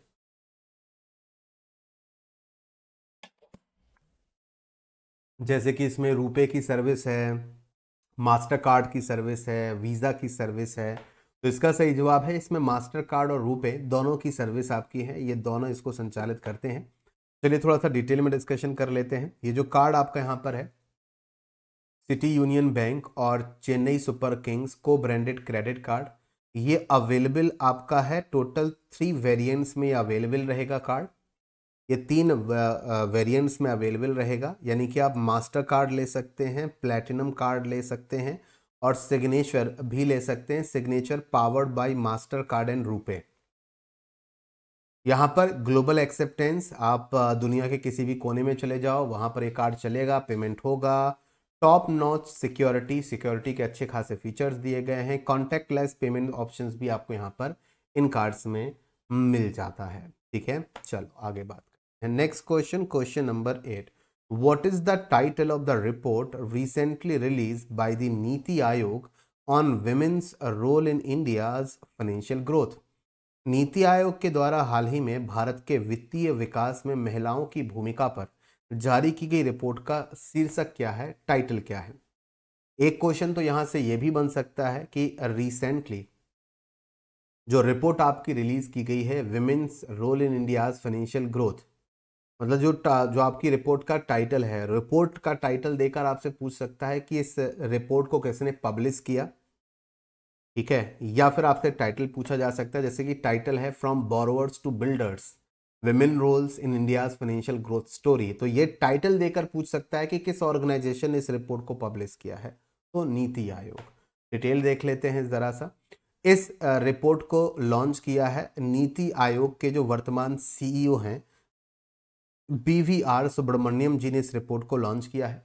नीति का फुल फॉर्म तो आई होप सबको पता होगा, नीति national institution for transforming India. हमारे देश में पहले योजना आयोग हुआ करता था, प्लानिंग कमीशन, तो योजना आयोग को रिप्लेस करके 2015 में तारीख आपकी यहाँ पर रहेगी 1 जनवरी। हमारे देश में 1 जनवरी 2015 को नीति आयोग की शुरुआत की गई, प्लानिंग कमीशन को रिप्लेस कर दिया। तो नीति आयोग के वर्तमान सीईओ हैं BVR सुब्रमण्यम, उन्होंने इस रिपोर्ट को लॉन्च किया लॉन्च किया। और ये रिपोर्ट शो करती है that more women in India are taking loans, यानी कि भारत में और महिलाएं या ज़्यादा महिलाएं अब लोन ले रही हैं और चेक कर रही हैं अपना क्रेडिट स्कोर रेगुलरली, यानी कि महिलाएं फाइनेंशियल ग्रोथ स्टोरी में हिस्सा ले रही हैं, बड़े पैमाने पर लोन भी ले रही हैं, अपना क्रेडिट स्कोर भी चेक कर रही हैं। इसलिए इस रिपोर्ट का टाइटल है from borrowers to builders. Comment section में मुझे ये लिखकर बताओ कि नीति आयोग के वाइस चेयरमैन वर्तमान में कौन है, क्योंकि नीति आयोग के चेयरमैन हमेशा प्राइम मिनिस्टर होते हैं, लेकिन वर्तमान में वाइस चेयरमैन कौन है ये इंपॉर्टेंट है, जाने माने इकोनॉमिस्ट हैं, दैट्स वाई। दिसंबर 2024 की बात करें, दिसंबर 2024 तक 27 million women were monitoring their credit, मतलब 24 मिलियन महिलाएं थी जो अपना क्रेडिट स्कोर चेक करती थी, विच 42 more than the previous year. तो पिछले साल के मुकाबले यहाँ पर ये परसेंटेज 42% ज़्यादा है। दिस इंक्रीज शो, ये जो इंक्रीमेंट दिखाता है that women are becoming more aware that the financial matter, यानी कि महिलाएं पहले के मुकाबले अपने फाइनेंशियल मैटर में अब ज़्यादा अवेयर हो रही हैं। इस रिपोर्ट को प्रिपेयर किया गया है trans union civil, NITI Aayog, women entrepreneurship platform और माइक्रोसेव कंसल्टिंग, इन सभी ऑर्गेनाइजेशंस ने मिलकर इस रिपोर्ट को आपके यहाँ पर तैयार किया है। रिपोर्ट हमें यह भी बताती है कि जो महिलाएं नॉन मेट्रो एरियाज में रहती हैं, शहरी क्षेत्र नहीं है, नॉन मेट्रो एरियाज हैं, are becoming more financial active, वो फाइनेंशियली ज़्यादा एक्टिव हो रही हैं 48% ग्रोथ के साथ, compare to 30% growth in metro cities. तो जो बड़े बड़े शहर हैं, मेट्रो सिटीज़ हैं, वहाँ पर 30% महिलाएं ही फाइनेंशियली एक्टिव हैं, क्रेडिट स्कोर चेक कर रही हैं, अकाउंट वगैरह, लोन वगैरह में, ठीक है। लेकिन जो नॉन मेट्रो में महिलाएं हैं वो 48%, वो मेट्रो सिटीज़ से भी ज़्यादा एक्टिव हैं, ठीक है। Maharashtra, Tamil Nadu, Karnataka, Uttar Pradesh and Telangana accounted for 49% of all women self monitoring credit। तो ऐसी महिलाएं जो खुद अपना क्रेडिट स्कोर चेक करती हैं। देखो, क्रेडिट स्कोर चेक करने से पता चलता है अगर आपका क्रेडिट स्कोर अच्छा है, जितना ज़्यादा आपका क्रेडिट स्कोर अच्छा होगा, 700 800 900 के आसपास होगा आपका क्रेडिट स्कोर, तो जितना ज़्यादा क्रेडिट स्कोर आपका 900 के आसपास होगा, आपको लोन मिलने की गुंजाइश उतनी अच्छी होगी। उतना सस्ते रेट ऑफ इंटरेस्ट पर मिल जाएगा। अगर आपका जो क्रेडिट स्कोर है खराब है, 200 300 400, आपने लोन बंक की मतलब समय से लोन रीपे नहीं किया या बकाया पड़ा है, तो ठीक है। तो बेसिकली जो लोग खुद सेल्फ मॉनिटर करते हैं अपना क्रेडिट स्कोर, तो 50% तो अकेले महाराष्ट्र, तमिलनाडु, कर्नाटक, उत्तर प्रदेश और तेलंगाना से है। With the southern reason leading, दक्षिण की जो महिलाएं हैं 10.2 मिलियन विमेन। दक्षिण भारतीय राज्यों में बात करें, जितने भी साउथ इंडियन स्टेट्स हैं उनमें सबसे बड़ा जो स्टेट है, largest state among the south Indian state, तो अकॉर्डिंग टू द एरिया, क्षेत्रफल के हिसाब से सबसे बड़ा राज्य कौन सा है? कर्नाटका है। तो कर्नाटका एंड तमिलनाडु, इन राज्यों की बात करें तो वहां की महिलाएं ज्यादा ही कुछ एक्टिव हैं। उत्तरी भारतीय राज्यों की बात करें, लाइक उत्तर प्रदेश है ना, तो उत्तर बिहार और सेंट्रल स्टेट्स की बात करें, उत्तर और सेंट्रल स्टेट्स की बात करें, Rajasthan, Uttar Pradesh, Madhya Pradesh, highest growth in active women borrowers. Active women borrowers का मतलब जिन्होंने लोन लिया हुआ है, जो काफी एक्टिव है बोरोविंग में, तो उसमें आपके ये 3 राज्य काफी आगे हैं। Next question, question number 9, that who has been re-elected as the chairman of the Bar Council of India for the 7th consecutive time। Appointment है, फटाफट से लिखकर बताइए। बार काउंसिल ऑफ इंडिया के अध्यक्ष के रूप में लगातार 7वीं बार किसे चुना गया है? Kapil Sibal bar council of India के चेयरमैन री इलेक्ट हुए हैं। हरीश साल्वे, मनन कुमार मिश्रा और रंजन गोगोई। इस क्वेश्चन का सही जवाब है ऑप्शन नंबर सी, यानी कि मनन कुमार मिश्रा। तो मनन कुमार मिश्रा जी की बात कर लेते हैं। ये वापस से चुने गए हैं chairman bar council of India के। इंपॉर्टेंट रहेगा, एक सीनियर एडवोकेट है मनन कुमार मिश्रा, ठीक है। बार काउंसिल ऑफ इंडिया के फिर से चेयरमैन चुन लिए गए हैं। ये लगातार 7वीं बार है जब ये बार काउंसिल ऑफ इंडिया के चेयरमैन चुने गए हैं, और ये इनका जो इलेक्शन है वो अनअपोज्ड है, मतलब किसी ने भी इनका विरोध नहीं किया, किसी ने भी इनका विरोध नहीं किया, कोई इनके अगेंस्ट में आके खड़ा नहीं हुआ इलेक्शन में, ठीक है। Mishra is a Rajya Sabha member, ये राज्यसभा के मेंबर भी हैं बिहार स्टेट से, और भारतीय जनता पार्टी को रिप्रेजेंट आपके यहाँ पर करते हैं। बात थोड़ी सी करेंगे बार काउंसिल ऑफ इंडिया के बारे में भी। तो बार काउंसिल ऑफ इंडिया, ये नाम आपने कई बार फिल्मों वगैरह में सुना होगा या कभी ना कभी जरूर सुना होगा। तो ये एक स्टैट्यूटरी बॉडी है, मतलब कानून के माध्यम से स्थापित की गई ये एक संस्था है, जिसे स्टैब्लिश किया गया था एडवोकेट्स एक्ट ऑफ 1961 के तहत, और ये रिस्पॉन्सिबल है for regulating legal profession education in India. तो जो हमारे देश में लीगल प्रोफेशन है, क्या आप वकील बनना चाहते हैं, कानून की पढ़ाई करना चाहते हैं, तो उससे रिलेटेड जो आपका रेगुलेटिंग बॉडी है वो बार काउंसिल ऑफ इंडिया है। इसका हेड ऑफिस नई दिल्ली में आपका यहाँ पर मौजूद है। Next question, question number 10, that who has been given the additional charge of the revenue department after the revenue secretary Tuhin Kanta Pandey was appointed as the chairman of SEBI। आपको याद होगा ये न्यूज़ हमने पहले कवर की है अपने सेशन में कि तुहिन कांत पांडे जी को रिसेंटली सेबी का चेयरमैन बना दिया गया है, ठीक है। माधवी पुरी बुच हट गई हैं अपने पद से, ठीक है, उनके जाने के बाद अब ये बने हैं। तो ये राजस्व सचिव की बात करें, रेवेन्यू सेक्रेटरी तुहिन कांत पांडे को सेबी का अध्यक्ष बना दिया।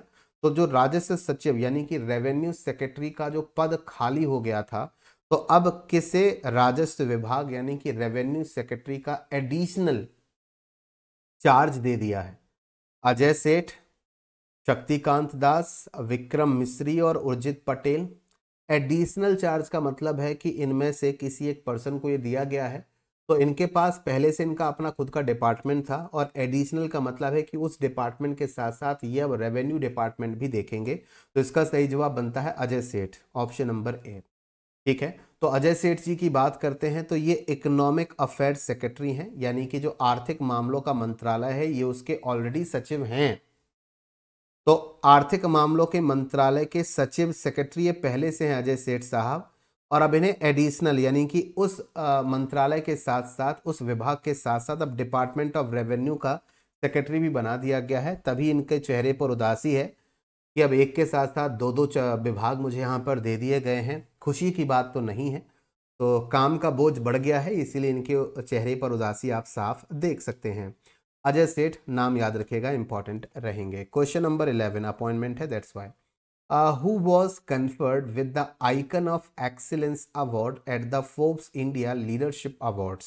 Recently Forbes India leadership award फिला 2025 में icon of the excellence award से किसे सम्मानित किया गया। ये न्यूज़ मैं पहले के सेशन में कवर कर चुका हूं, आज केवल एमसीक्यू आपके सामने है। न्यूज़ ये पहले डिस्कस हो चुकी है, तो फटाफट से बताओ। सौरव गांगुली, एन श्रीनिवासन, जय शाह और राहुल द्रविड़। इस क्वेश्चन का सही जवाब है जय शाह जी। इसलिए बहुत डिटेल में हम नहीं जाएंगे इस क्वेश्चन में, थोड़ा सा आपको बता देता हूं, हमने ये पहले भी कवर की है। तो आईसीसी के जो चेयरमैन है जय शाह, इन्हें आइकन ऑफ एक्सीलेंस अवार्ड दिया गया है एट फिला 2025। जय शाह जी की जो उम्र है वो 36 साल है, 36 ईयर्स, और ये सबसे यंगेस्ट आईसीसी चेयरमैन आपके यहाँ पर बनते हैं, ये भी याद रखिएगा। चेयरमैन है वर्तमान में आईसीसी के, इन्हें एक बहुत ही सम्मानित पुरस्कार दिया गया है आइकन ऑफ एक्सीलेंस अवार्ड, जो 14वां एडिशन आयोजित किया गया था फोर्ब्स इंडिया लीडरशिप अवार्ड्स में। वहां पर यह अवार्ड इनको दिया क्यों गया है कि जो इनका योगदान है, contribution to cricket administration and his role to driving innovation and inclusivity in the sports. तो जिस तरीके से स्पोर्ट में इनोवेशन ये लेकर आए हैं, सब तक पहुंच को बढ़ावा दिया है, उसको लेकर। उम्र 36 साल, अमित शाह जी के बेटे हैं, भारत के होम मिनिस्टर। इतिहास रच दिया था जब ये आईसीसी के चेयरमैन बने, तो ये आज तक के सबसे यंगेस्ट चेयरमैन थे आईसीसी के, इन्होंने इतिहास रच दिया था। अब बात आईसीसी की लगातार हो रही है, तो कुछ जीके के फैक्ट्स डिस्कस करेंगे about the ICC. ICC international cricket council का शॉर्ट फॉर्म है। ये ग्लोबल गवर्निंग बॉडी है ऑफ क्रिकेट, यानी कि पूरी दुनिया में क्रिकेट के टूर्नामेंट्स और क्रिकेट को कंट्रोल करने वाली बॉडी है आईसीसी। इसका फॉर्मेशन 15 जून 1909। करंट हेड ऑफिस की बात करें, इसका हेड ऑफिस दुबई यूएई में आपका मौजूद है। दुबई में आज इंडिया ने, मतलब जब मैं इस सेशन रिकॉर्ड कर रहा हूं, इंडिया ने ऑस्ट्रेलिया को हरा दिया है। तो ऑस्ट्रेलिया अब चैंपियंस ट्रॉफी टूर्नामेंट से बाहर हो गया है और इंडिया फाइनल में पहुंच गया है। ये मैच भी दुबई में आयोजित किया गया था, क्योंकि इंडिया पाकिस्तान नहीं जाना चाहता था। भारत पाकिस्तान के रिश्तों को देखते हुए, क्योंकि पाकिस्तान इस साल चैंपियंस ट्रॉफी का होस्ट था, हम पाकिस्तान नहीं जाएंगे, इसलिए हमने सारे मैचेस दुबई में खेले। तो जिस भी टीम को हमसे मैच खेलना था उसे दुबई आना होता था। पाकिस्तान की टीम भी दुबई आकर खेल के गई, भले ही वो मेजबान थे। चेयरमैन की बात करें तो वर्तमान में आईसीसी के चेयरमैन जय शाह हैं। इससे पहले ग्रेग बार्कले थे, जो न्यूजीलैंड से बिलोंग करते थे। ग्रेग बार्कले, उनको रिप्लेस किया इन्होंने। डिप्टी चेयरमैन है इमरान ख्वाजा, जो कि सिंगापुर से हैं। सीईओ ऑस्ट्रेलिया के जियो फेलार्डिस हैं। जनरल मैनेजर वसीम खान है। कितने कंट्रीज या कितने क्रिकेटिंग बोर्ड इनके मेंबर हैं, तो 108 मेंबर हैं आईसीसी के। Question number 12, that which institution has developed the solar ultraviolet imaging telescope और शॉर्ट में स्वीट। तो किस संस्थान ने सौर पराबैंगनी इमेजिंग टेलीस्कोप सूट या सोलर अल्ट्रावायलेट इमेजिंग टेलीस्कोप को डेवलप किया है? ऑर्गेनाइजेशन का नाम। 3 मार्च, 4 मार्च और 5 मार्च, इन तीनों दिनों का करंट अफेयर्स कंबाइनली हम डिस्कस कर रहे हैं। तो सारे के सारे एमसीक्यूज और जो न्यूज़ हैं वो इन 3 दिनों की है, इसलिए सेशन थोड़ा लेंदी रहेगा। बट कहीं जाइएगा मत, पूरा सेशन देख कर जाइए।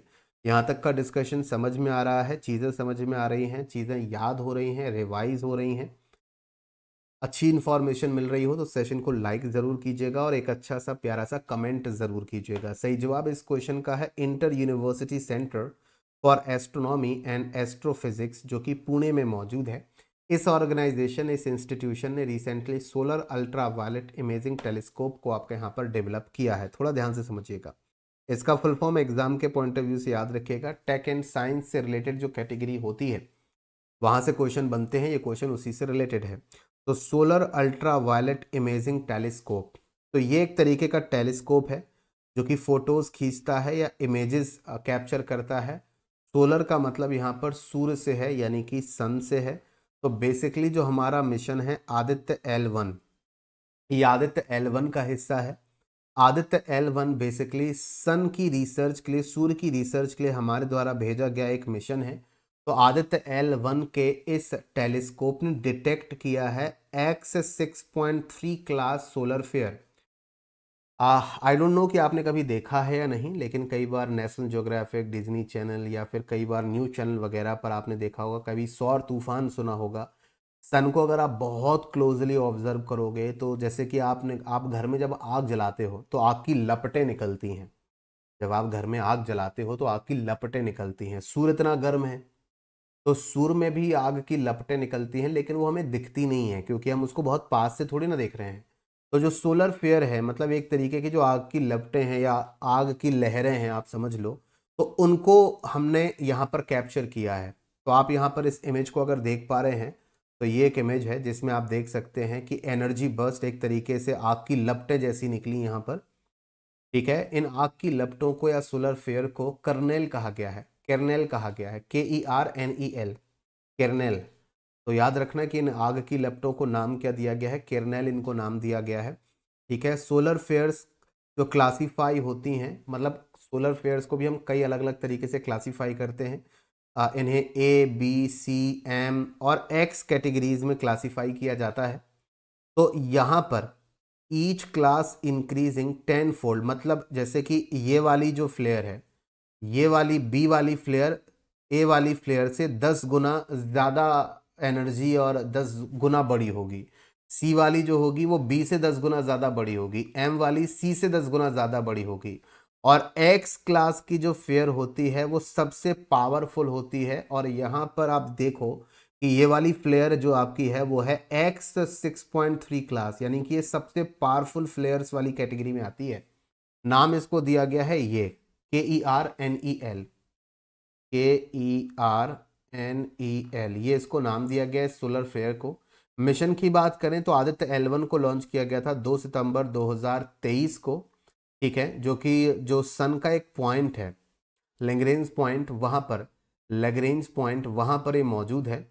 और ये सन पर 24 घंटे सातों दिन यानी कि हर समय जो सूर्य की निगरानी है ये वो करता है। Question number 13, which regulatory body has launched a centralized database portal for corporate bonds, जिसका नाम है बॉन्ड सेंट्रल। तो किस रेगुलेटरी बॉडी ने कॉरपोरेट बॉन्ड्स के लिए बॉन्ड सेंट्रल नामक एक सेंट्रलाइज्ड डेटाबेस पोर्टल लॉन्च किया है? तो अगर आप बॉन्ड्स खरीदना चाहते हैं, बॉन्ड्स में इन्वेस्ट करना चाहते हैं, ठीक है, बॉन्ड्स अगर आप खरीदते हैं तो देखो प्राइवेट कंपनी भी बॉन्ड्स रिलीज करती हैं, सरकारी कंपनियां भी बॉन्ड्स रिलीज करती हैं, जिसमें बॉन्ड का जो पैसा है वो आप पे करते हो, तो इससे आपको एक फिक्स रेट ऑफ इंटरेस्ट मिल जाता है। ठीक है, तो बॉन्ड में जैसे मैंने 5 लाख का बॉन्ड खरीदा, तो अगर मुझे उस पर 8% रेट ऑफ इंटरेस्ट दिया जा रहा है तो मुझे हर साल 8% में उस बॉन्ड के पैसे पर 5 लाख का 8% मुझे मिलता रहेगा। कंपनियां बॉन्ड्स इसलिए रिलीज करती हैं क्योंकि कंपनियों को कई बार पैसों की ज़रूरत पड़ती है, तो कंपनियां बॉन्ड्स जारी करती हैं, पब्लिक बॉन्ड्स में इन्वेस्ट कर सकती है और एक अच्छा खासा रेट ऑफ इंटरेस्ट अर्न कर सकती है। यहाँ पर सही जवाब आपका बनेगा सेबी, यानी कि securities and exchange board of India. SEBI की बात करें, सेबी स्टैब्लिशमेंट ईयर 1988 रहेगा। सेबी का एक्ट पास होता है, कानून पास होता है सेबी का 1992 में। रिसेंटली सेबी चर्चा में था, खबरों में था। वाई? बिकॉज माधवी पुरी बुच अब सेबी की चेयरपर्सन नहीं है, उनकी जगह रिसेंटली किसे सेबी का चेयरमैन बनाया गया है? कमेंट सेक्शन में लिखकर बताओ। सेबी का हेडक्वार्टर भारत की फाइनेंशियल कैपिटल मुंबई में लोकेटेड है, राइट। चलो, यहाँ पर मैंने एक स्क्रीनशॉट आप सभी के लिए लगाया है। अगर आप गूगल पे सर्च करते हो बॉन्ड सेंट्रल तो इस तरीके की वेबसाइट आपके सामने ओपन होती है। ऑफरिंग मतलब कौन कौन से बॉन्ड्स आप खरीदना चाहते हैं, खरीद सकते हैं, कौन कौन सी ऑफरिंग ये वेबसाइट आपको देती है, उसमें किस प्रकार के बॉन्ड्स हैं, गवर्नमेंट बॉन्ड्स हैं, प्राइवेट बॉन्ड्स हैं, किन किन सरकारी कंपनियों के बॉन्ड्स हैं। नहीं समझ में आ रहा तो शॉर्ट फॉर्म फुल फॉर्म आप पढ़ सकते हो, क्वेश्चन एंड आंसर भी हैं।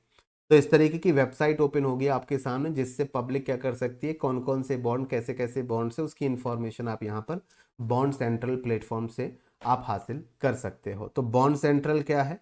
बॉन्ड सेंट्रल एक सिंगल ऑथेंटिक सोर्स है जहां से आपको इंफॉर्मेशन मिल सकती है कॉर्पोरेट बॉन्ड्स जो इंडिया में है। कॉर्पोरेट बॉन्ड्स का मतलब जो प्राइवेट कंपनियों के बॉन्ड्स होते हैं, कंपनियों के बॉन्ड्स होते हैं। किसी कंपनी को जब बड़ी कैपिटल की जरूरत होती है, पैसों की जरूरत होती है, तो पब्लिक से पैसा रेज करती है कॉर्पोरेट बॉन्ड्स के माध्यम से। ठीक है, तो जैसे कि मान के चलो कि अगर किसी कंपनी को 10 करोड़ रुपयों की ज़रूरत है, कितने की ज़रूरत है, मान लो 1 करोड़ रुपए की ज़रूरत है किसी कंपनी को, तो ऐसे में वो क्या कर सकती है कि 5-5 लाख के 20 बॉन्ड जारी कर सकती है। अगर उस कंपनी को 1 करोड़ रुपयों की ज़रूरत है तो वो 5-5 लाख के 20 बॉन्ड जारी कर सकती है, तो 1 करोड़ का अमाउंट इकट्ठा हो जाएगा। इसी तरह से आप समझ जाओ कि 10 करोड़ है या 100 करोड़ है, तो कंपनियां क्या करती हैं, बड़ी मात्रा में फंड लेने के लिए मार्केट से उधार लेती हैं। तो आपको क्या फ़ायदा होता है जब आप बॉन्ड परचेज करते हो, कोई कॉर्पोरेट बॉन्ड परचेज करते हो, तो आपने 5 लाख या 10 लाख का अगर कॉर्पोरेट बॉन्ड परचेज किया तो कंपनी पहले से ये बता के रखती है कि आपको इस बॉन्ड पर हम 7%, 8%, 9%, 10% तक, कई बार जो कंपनियां छोटी होती हैं, थोड़ी रिस्की कंपनियां होती हैं, वहाँ 12% तक का रेट ऑफ इंटरेस्ट एनुअल आपको मिल जाता है। तो जो भी पैसा आप इसमें इन्वेस्ट करते हो वो पैसा हर महीने मतलब हर साल आपको उसका रेट ऑफ इंटरेस्ट मिलता रहता है। It is developed by the online bond platform providers association. तो ये बॉन्ड सेंट्रल जो प्लेटफॉर्म है इसे OBPP एसोसिएशन यानी कि online bond platform providers association ने बनाया है। इसके लिए उन्होंने कोलैबोरेट किया मार्केट इंफ्रास्ट्रक्चर इंस्टीट्यूशन MII के साथ, स्टॉक एक्सचेंजेस से भी उन्होंने हेल्प ली, डिपॉजिटरीज से भी उन्होंने हेल्प ली। इसका एम केवल ये है कि जो पारदर्शिता है, ट्रांसपेरेंसी है, कि अगर आप बॉन्ड में इन्वेस्ट करना चाहते हो तो बॉन्ड से रिलेटेड इंफॉर्मेशन कि क्या वो बॉन्ड सही है, ऑथेंटिक है, क्या मुझे बॉन्ड में इन्वेस्ट करने से पहले उसके बारे में सारी जानकारी अगर आपको चाहिए तो वो यहाँ से मिल जाएगी, ताकि इन्वेस्टर एक अच्छा डिसीजन ले सके, एक सही डिसीजन ले पाए। जब सारी जानकारी आपको मिल जाएगी तो आप बेहतर डिसीजन ले पाओगे।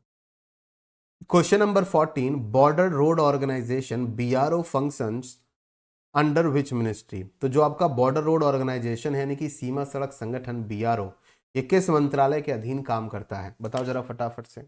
अब आपके मन में सवाल भी होगा कि ये क्वेश्चन क्यों, क्योंकि BRO अभी रिसेंटली चर्चा में था, खबरों में था।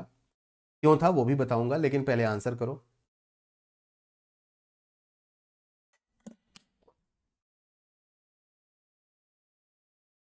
आप में से बहुत सारे लोगों के मन में ये सवाल होगा कि बीते दिनों से क्लासें क्यों नहीं हो रही थी, सारी चीज़ें। तो मैं अभी आपको क्या ही बताऊं, पहले की प्रॉब्लम तो मैंने आपको बता दी थी। अभी बीच से 2-3 दिनों से थोड़ा सा थोड़े से मतलब मेडिकल इश्यूज़ हैं, इसकी वजह से थोड़ा क्लास नहीं दे पा रहा हूँ, दिन में भी समय नहीं निकाल पा रहा।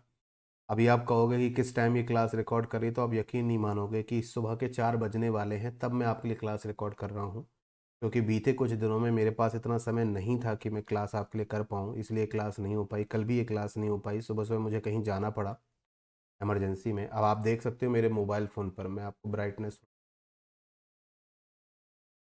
ओके, आप देखोगे तो आपको ये दिखेगा कि यहाँ पर देखिए सुबह का कितने बजे हुए हैं। अब आप यहाँ पर देखोगे तो आपको साफ पता चल जाएगा। चलो मैं लॉक ही कर, ये देखिए 3:50। 3:50 ये सुबह के हैं, ठीक है। तो इस समय जब मैं क्लास रिकॉर्ड कर रहा हूँ सुबह के 4 बजे हुए हैं, यानी कि मैंने मतलब नींद नहीं ली है। अब मैं क्लास रिकॉर्ड करके सोऊंगा। अभी रोज़ कहीं जाना पड़ रहा है मॉर्निंग में, जिस वजह से मॉर्निंग में क्लास नहीं हो पा रही। अभी कुछ दिन ऐसे ही चलेगा, बट आपको कंटेंट पूरा मिलेगा, उसके लिए आप परेशान मत हो। तो मैं आपके लिए सुबह 4 बजे क्लास रिकॉर्ड कर रहा हूँ, बिकॉज 2-3 दिनों से क्लास नहीं हो पाई। हाँ, बट आपको ये बोल सकता हूँ कि अब डेली बेसिस पे क्लास हो जाएगी, बट रिकॉर्डिंग मोड में होगी, मतलब आपको सुबह सुबह रोज़ क्लास मिल जाएगी। मैं रात में आप लोगों के लिए क्लास रिकॉर्ड करूँगा, ठीक है। तो चलिए तो आगे बढ़ें, बट बस इतना समझ लेना कि मैं अपनी तरफ से पूरा डेडिकेशन दे रहा हूँ। हाँ, बीते दिनों में क्लासें नहीं हो पाई क्योंकि वो नहीं हो पाई, समय नहीं था। अभी मैं समय आज भी नहीं होता, ठीक है, बट मैंने अब सोचा कि नहीं, बहुत नुकसान हो जाएगा आप लोगों का। तो अभी मैं कोशिश कर रहा हूँ कि आप लोगों के लिए रात में ही क्लास रिकॉर्ड कर दूँ, भले ही वो 3 बज जाएँ, सुबह के 4 बज जाएँ या 5 बज जाएँ, क्लास रिकॉर्ड करके ही मैं सोऊंगा, ताकि सुबह 8 बजे आपको क्लास मिलेगी। आप डेली बेसिस पर करंट अफेयर्स से अपडेटेड रहोगे आज से, ठीक है। और बस मैं माफ़ी चाहता हूँ कि बीते दिनों में जो क्लास नहीं हो पाई, बस मैं उसके लिए माफ़ी मांग सकता हूँ आपसे, आई एम रियली सॉरी। चलो फटाफट से कंप्लीट करते हैं इसको। तो डिफेंस, मिनिस्ट्री ऑफ डिफेंस इस क्वेश्चन का सही जवाब रहेगा कि जो आपका बॉर्डर रोड ऑर्गेनाइजेशन है वो मिनिस्ट्री ऑफ डिफेंस के अधीन आपका यहाँ पर काम करता है। ऑप्शन नंबर सी इस क्वेश्चन का सही जवाब है। बॉर्डर रोड ऑर्गेनाइजेशन की बात करें तो ये अभी रिसेंटली चर्चा में था, खबरों में था। वाई? बिकॉज एटलीस्ट अभी हाल ही में 14 BRO के जो वर्कर्स थे उनको रेस्क्यू किया गया। आपको याद होगा एवलांच के बारे में आपने सुना होगा। एवलांच कब आता है? जब पहाड़ों पर, जहाँ पर बर्फ जमी होती है, जो जमी हुई बर्फ होती है पहाड़ों पर, कई बार क्या होती है जमी हुई बर्फ खिसक जाती है और नीचे आ जाती है और ये काफ़ी बड़े पैमाने पर होता है, तो इससे लोग बर्फ़ के नीचे दब जाते हैं। तो ये एक एवलांच आया था माना जो विलेज है उत्तराखंड में, ठीक है, माना जो विलेज है उत्तराखंड में, जो कि सबसे ऊंचे या सबसे हाईएस्ट एल्टीट्यूड वाले गांव में से एक है। तो वहाँ पर अभी वहाँ पर जो बीआरओ के वर्कर्स काम कर रहे थे, उनको 14 बीआरओ वर्कर्स को रेस्क्यू किया गया, चमोली डिस्ट्रिक्ट उत्तराखंड, माना विलेज, ठीक है।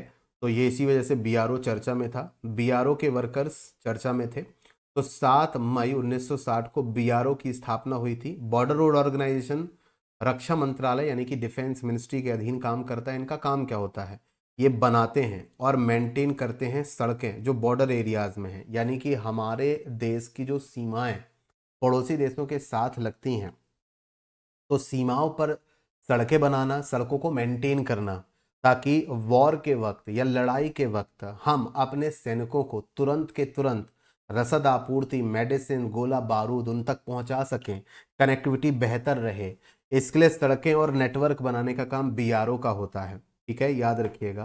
तो वो लोग अपना काम ही कर रहे थे जब ऐसा कुछ हो गया, ठीक है, बहुत बुरा हुआ। तो 14 क्वेश्चन हो गए, अगले क्वेश्चन की तरफ बढ़ेंगे। Question number 15, that which state government has recently launched शिक्षा संजीवनी बीमा योजना to provide accidental insurance to school children? किस राज्य सरकार ने स्कूली बच्चों को दुर्घटना बीमा प्रदान करने के लिए शिक्षा संजीवनी बीमा योजना की शुरुआत की है? शिक्षा संजीवनी बीमा योजना की शुरुआत की है। Which state government has recently launched शिक्षा संजीवनी बीमा योजना, शिक्षा संजीवनी बीमा योजना टू प्रोवाइड एक्सीडेंटल इंश्योरेंस? तो जो स्कूली बच्चे होते हैं उन्हें एक्सीडेंटल इंश्योरेंस से कवर किया जाएगा। ये गवर्नमेंट है राजस्थान की। तो चलिए क्या है ये योजना समझ लेते हैं।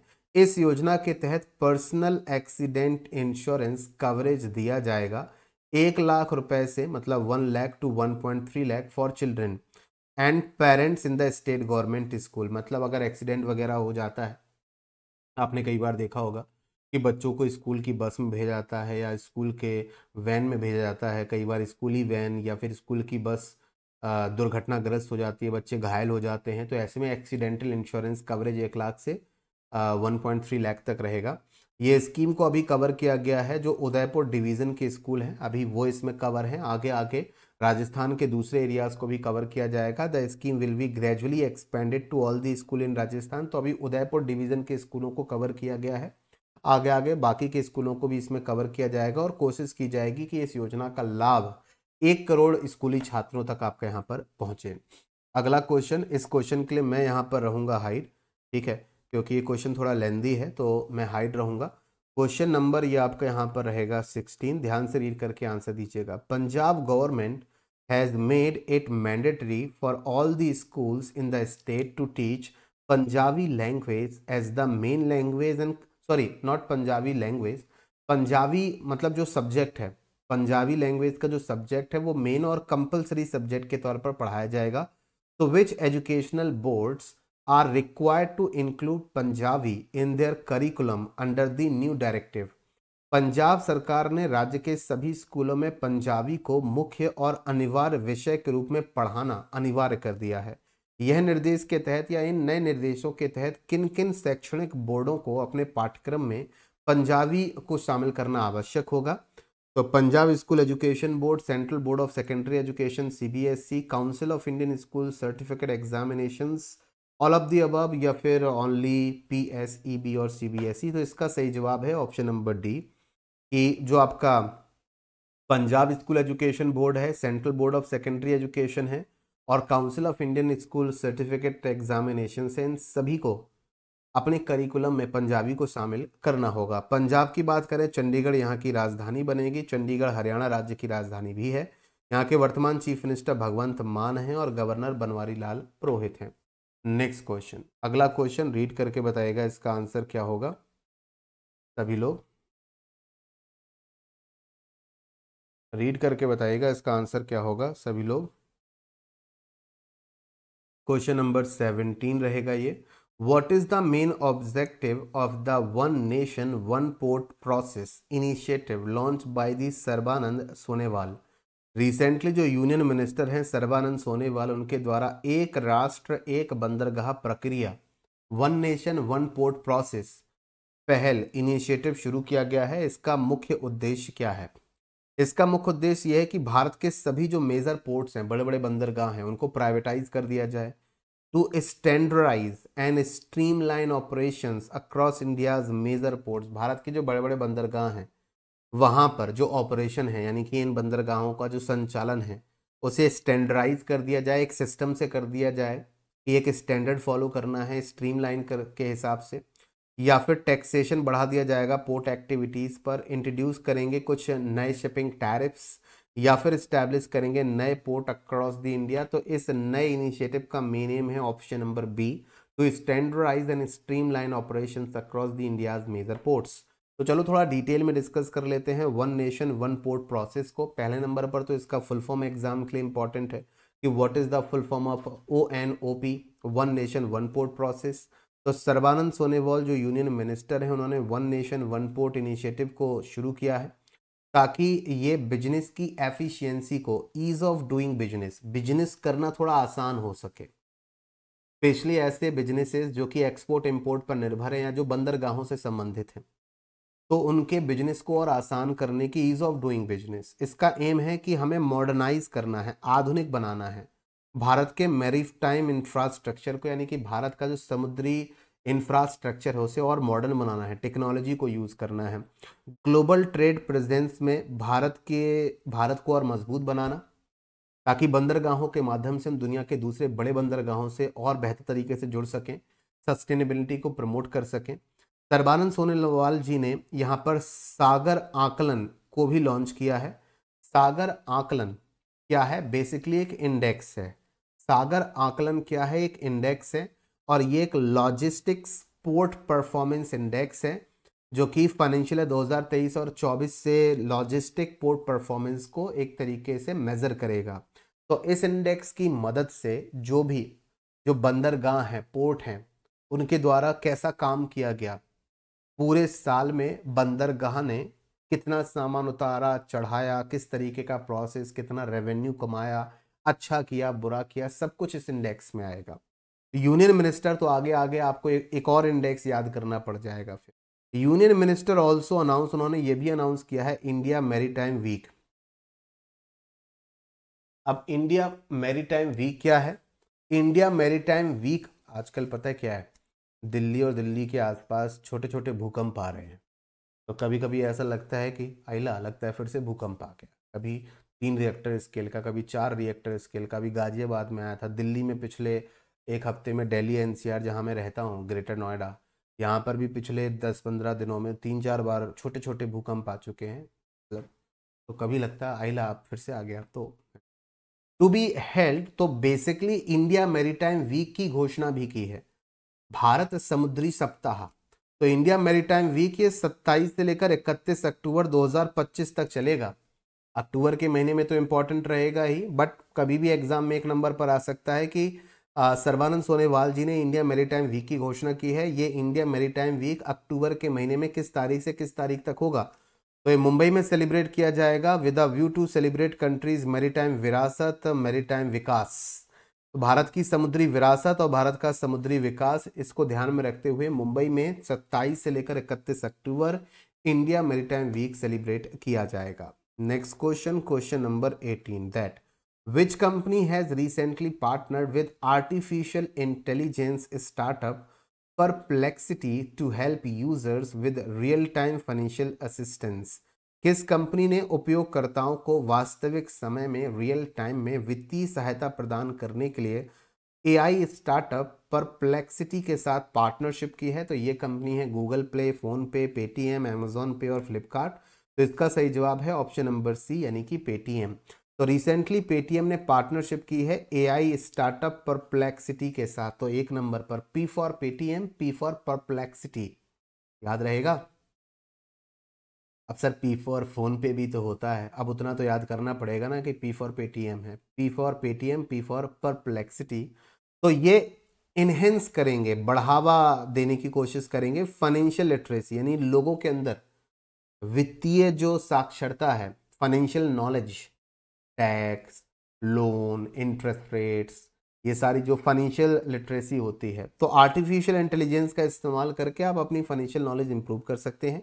Users will be able to ask finance related question. आप यहाँ पर क्या कर सकते हो, आप यहाँ पर फाइनेंस से जुड़े हुए क्वेश्चन पूछ सकते हो, टॉपिक अपनी लोकल लैंग्वेज में, और उससे रिलेटेड इन्फॉर्मेशन आपको मिल जाएगी ताकि आप उससे रिलेटेड जो डिसीजन आप लेना चाहते हो वो डिसीजन आप बेहतर तरीके से ले सको। Question number 19, in February 2025 what is the name of the by annual Hindi magazine release by the Rajnath Singh, जो हमारे डिफेंस मिनिस्टर हैं।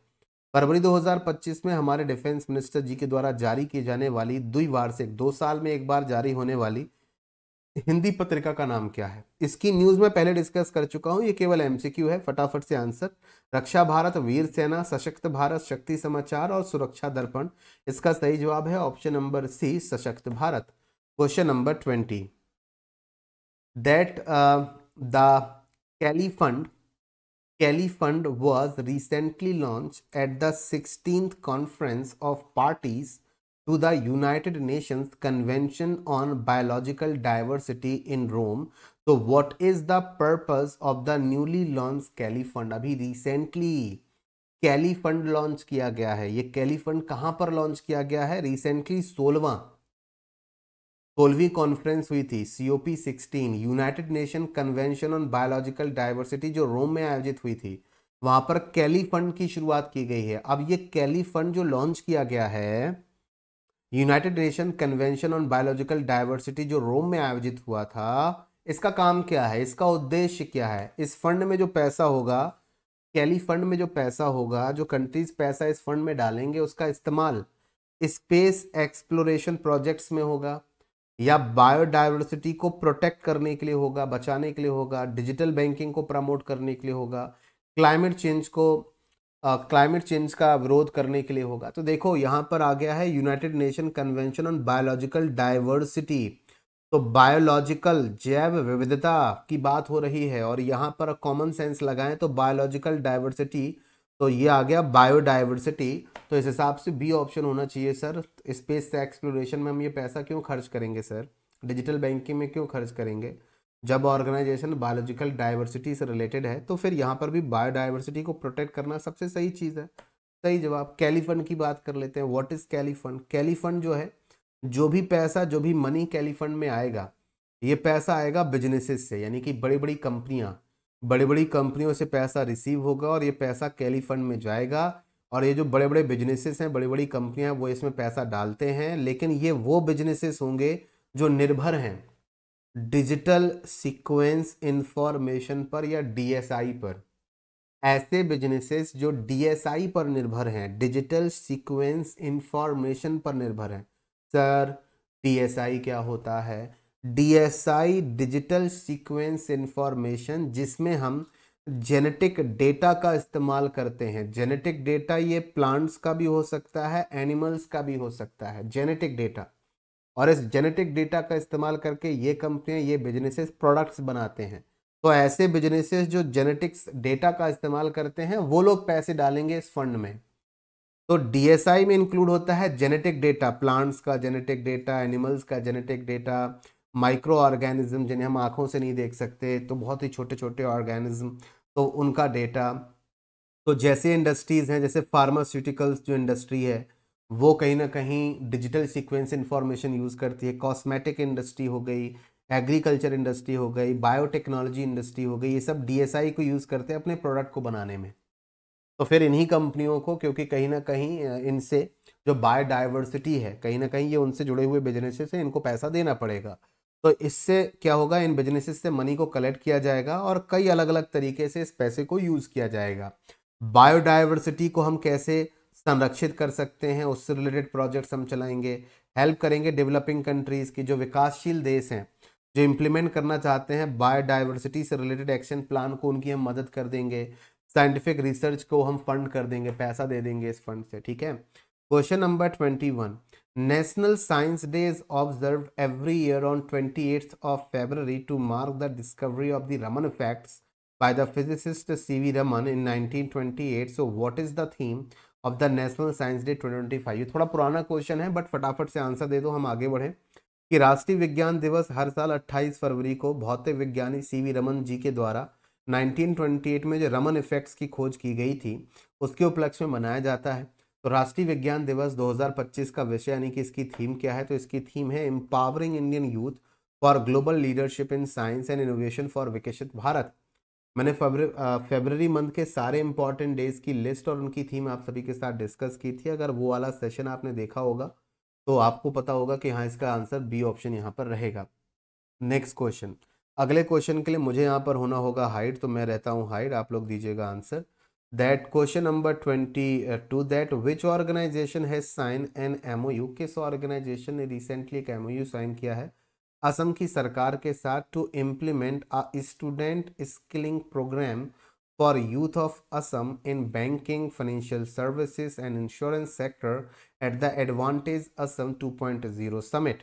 तो एडवांटेज असम 2.0 शिखर सम्मेलन में बैंकिंग, वित्तीय सेवा, बीमा के क्षेत्र में असम के युवाओं के लिए छात्र कौशल कार्यक्रम लागू करने के लिए किस संगठन ने असम सरकार के साथ समझौते पर हस्ताक्षर किए हैं।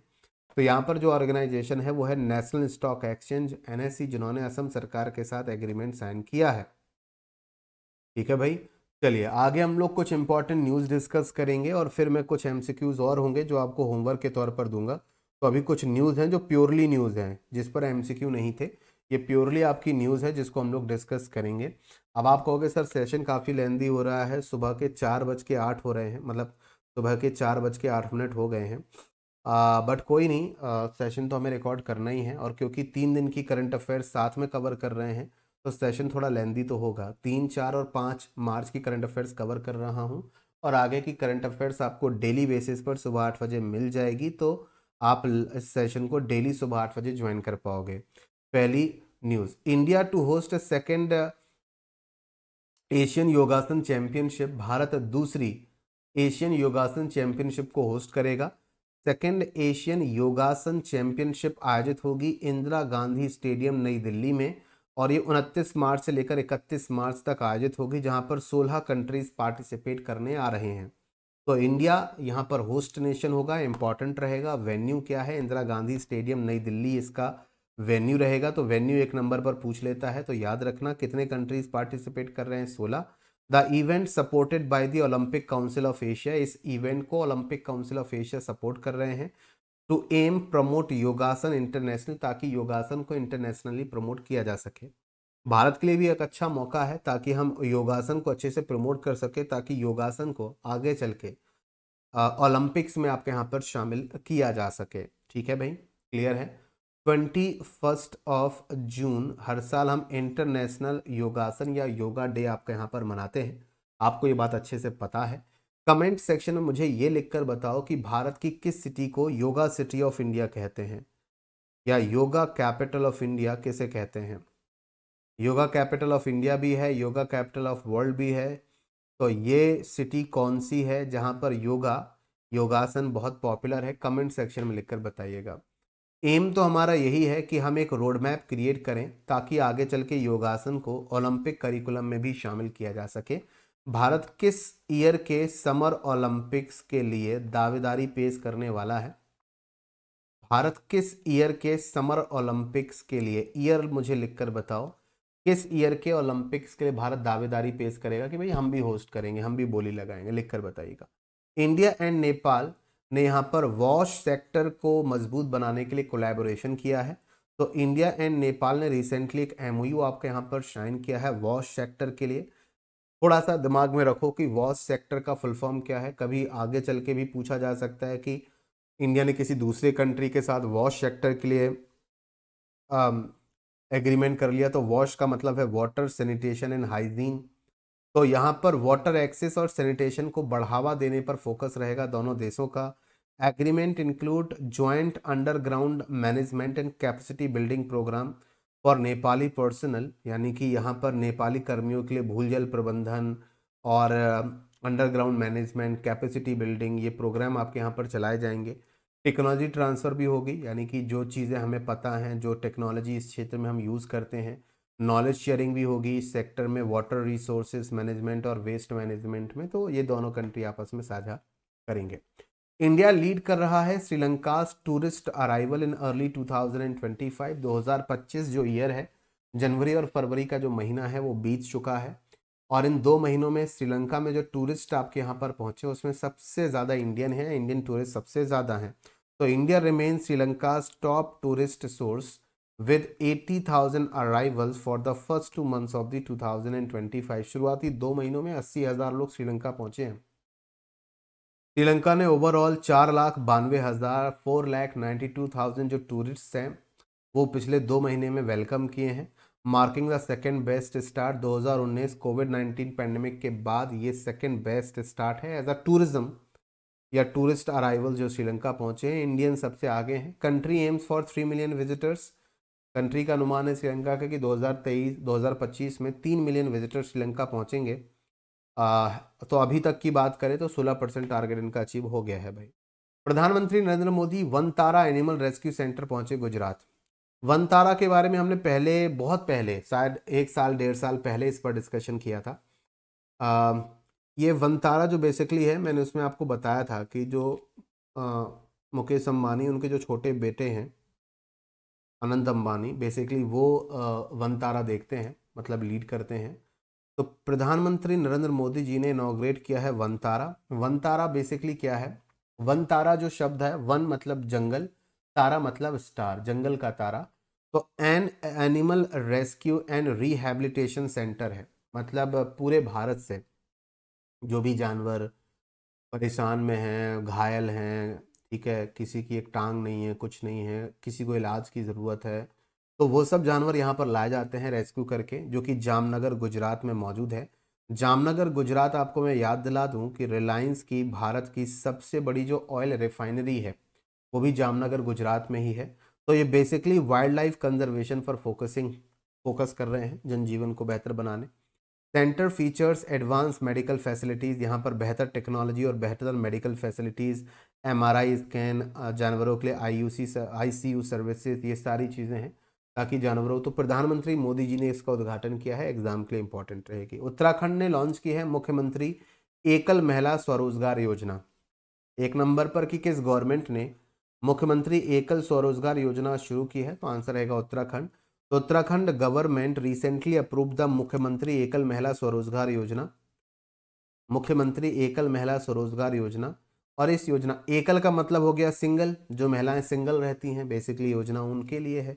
तो ये एम्पावर करेगा, एम्पावर का मतलब है सशक्त बनाएगा उनको, वो अपने पैरों पर खड़ी हो सके। सिंगल विमेन जो अकेली रहती हैं, ऑफरिंग फाइनेंशियल असिस्टेंट, 2 लाख रुपए तक की उनको मदद यहाँ पर दी जाएगी। और इन 2 लाख रुपए में से 75% of the amount will be provided as a grant, उन्हें अनुदान के तौर पर दिया जाएगा, ठीक है, विद बेनिफिशरीज कॉन्ट्रीब्यूटिंग ओनली 25%। मतलब उनको वित्तीय सहायता में 2 लाख रुपए की वित्तीय सहायता मिलेगी, जिसमें से 75% का जो अमाउंट होगा वो ग्रांट होगा, 25% बेनिफिशरी कंट्रीब्यूट करेगा, मतलब योगदान इसमें दिया जाएगा, ठीक है। तो स्कीम का एम यह है कि 2000 ऐसी महिलाएं यहाँ पर, मतलब स्कीम एम्स टू बेनिफिट 2000 महिलाओं को इसका लाभ मिले इन द फर्स्ट फेज, पहले फेज में उनकी फाइनेंशियल इंडिपेंडेंस और सेल्फ रिलायंस की, वो आत्मनिर्भर बन सकें और वित्तीय स्वतंत्रता हासिल कर सके, पैसों की दिक्कत ना हो। तो ये अभी शुरुआत में आपका यहाँ पर ये रहेगा, ठीक है। चलिए आगे बढ़ते हैं। तो यहाँ पर हम लोगों ने कुछ न्यूज़ वगैरह कंप्लीट आपकी यहाँ पर कर ली। अब आगे का डिस्कशन हम लोग यहाँ पर करते हैं, ठीक है। और आगे कुछ और एमसीक्यूज हैं, फटाफट से कंप्लीट करेंगे। क्वेश्चन नंबर 23 रहेगा that which country recently announce 2 billion missile deal for Ukraine on March 2, 2025। किस देश ने 2 मार्च 2025 को यूक्रेन के लिए $2 बिलियन के मिसाइल सौदे की घोषणा की है? तो आपको अभी याद होगा कि डोनाल्ड ट्रंप और यूक्रेन के प्रेसिडेंट जेलेंस्की की मुलाकात हुई थी, जो कि अच्छी नहीं रही थी, बहस हो गई थी। तो इसके बाद यहाँ पर ये निकल कर आया कि यूएस यहाँ पर $2 बिलियन की मिसाइल सौदे की घोषणा उन्होंने फिर भी यहाँ पर कर दी है। Next question, question number 24 that how many titles did India win at the WTT youth contender event, जो वडोदरा में आयोजित हुआ? तो वडोदरा में WTT यूथ कंटेंडर इवेंट में भारत ने कितने खिताब जीते हैं? तो भारत ने यहाँ पर टोटल 22 खिताब आपके यहाँ पर जीते हैं। Question number 25 that who won the Chile open 2025 men's doubles title? तो हाल ही में चिली ओपन 2025 पुरुष युगल का खिताब, मेंस डबल्स का खिताब किसने जीता? तो इसका सही जवाब है ऋत्विक बोलीपल्ली और निकोलस करके जो हैं ऑप्शन नंबर बी इस क्वेश्चन का सही जवाब रहेगा, स्पोर्ट्स से रिलेटेड न्यूज़ है। क्वेश्चन नंबर 26 आप सभी के लिए रहेगा होमवर्क क्वेश्चन। तो इस क्वेश्चन का आंसर आपको वीडियो के नीचे as a homework comment section में इसका आंसर मुझे दीजिएगा सभी लोग कि इस क्वेश्चन का सही जवाब क्या होगा। Who won the Bengaluru Open 2025 singles title. अगला क्वेश्चन भी आपको वीडियो के नीचे कमेंट सेक्शन में, question number 27, that what was the total GST collection in India for February 2025। अभी जो फरवरी का महीना गुजरा है, तो फरवरी 2025 में भारत का जो टोटल जीएसटी कलेक्शन था वो कितना था। ये क्वेश्चन भी आपका होमवर्क क्वेश्चन है, वीडियो के नीचे कमेंट सेक्शन में बताइएगा इस क्वेश्चन का सही जवाब। Next question, question number 28, that who has been appointed the controller general of defence account on 1 मार्च 2025। 1 मार्च 2025 को रक्षा लेखा महानियंत्रक controller general of defence account के तौर पर किसे नियुक्त किया गया है। इस क्वेश्चन का आंसर भी वीडियो के नीचे कमेंट सेक्शन में। तो ये सेशन करीब करीब आपका यहाँ पर जो रहा है वो रहा है 1 घंटे और 35 मिनट का ये सेशन है। सुबह के 4:18 जब ये सेशन रिकॉर्ड होके कंप्लीट हो रहा है और मैं इस सेशन को आपके लिए अपडेट कर देता हूँ चैनल पर। आई होप कि ये सेशन और 1 घंटे 1.5 घंटे की ये जो मेहनत है वो आपको पसंद आई होगी। डेली बेसिस पर सुबह 8 बजे आपको सेशन मिल जाएगा, या तो लाइव ये सेशन आपको डेली बेसिस पर सुबह 8 बजे मिल जाएगा, या फिर प्रीमियर मोड में आपको रिकॉर्डिंग मिल जाएगी। बट हाँ, सुबह 8 बजे डेली बेसिस पर सेशन मिल जाएगा। अब आगे के लिए परेशान मत होना, कुछ पर्सनल इश्यूज़ की वजह से मैं सेशन अभी सुबह लाइव नहीं ले पा रहा हूँ। सुबह मुझे डेली बेसिस पे अभी 2-3 दिनों से कहीं जाना पड़ रहा है बार बार। ठीक है, तो मैंने सोचा कि अभी कल भी जाना होगा, तो मैंने सोचा कि रात में इस सेशन को रिकॉर्ड करके लगा देता हूँ, आपको सुबह रिकॉर्डिंग मिल जाएगी। ठीक है, तो आई होप कि इससे कोई दिक्कत नहीं होगी। और अभी तक का जो भी सेशन छूटा है उसके लिए परेशान मत होना। जो मंथली करंट अफेयर्स होगा तो उसमें कवर करा दूंगा, और आपके लिए एसबीआई का मेंस के जो करंट अफेयर्स है उसका सेशन भी शुरू कर रहे हैं, तो वहाँ पे आपका कवर हो जाएगा, उसके लिए परेशान मत होना। जो बीत गई सो बात गई, 10 दिन का जो गैप हो गया उसके लिए मुझे माफ़ी दे देना। जो बीत गई सो बात गई, कई बार ऐसा हो जाता है कि पर्सनल इश्यूज़ की वजह से नहीं कर पाते। आई होप कि आप समझेंगे। कमेंट करके मुझे ज़रूर बताइएगा कि आज का सेशन आपको कैसा लगा, मज़ा आया कि नहीं।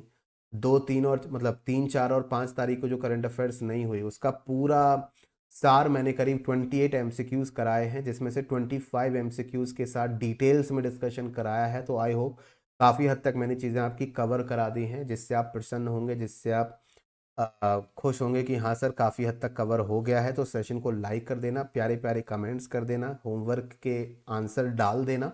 आपके होमवर्क कमेंट्स को मैं अगले सेशन में शामिल भी कर लूँगा, और अगले सेशन में इन्हीं क्वेश्चन से, होमवर्क क्वेश्चन से शुरू करेंगे। आज के लिए इस सेशन में फिर इतना ही। Thank you so much. Do like and share the session. अगर आप चैनल पर नए हैं तो चैनल को सब्सक्राइब ज़रूर कर लीजिएगा। SBI current affairs revision session के साथ जल्द ही मैं आप सबके साथ जुड़ूंगा। तो thank you so much for joining this session. आप सभी का बहुत बहुत शुक्रिया। डेली बेसिस सुबह 8 बजे करंट अफेयर्स सेशन ज्वाइन करना मत भूलिएगा। आज के लिए इस सेशन में इतना ही। 1.5 घंटे के इस सेशन को समाप्त कर रहा हूँ। Ankit Gupta signing off. Thank you.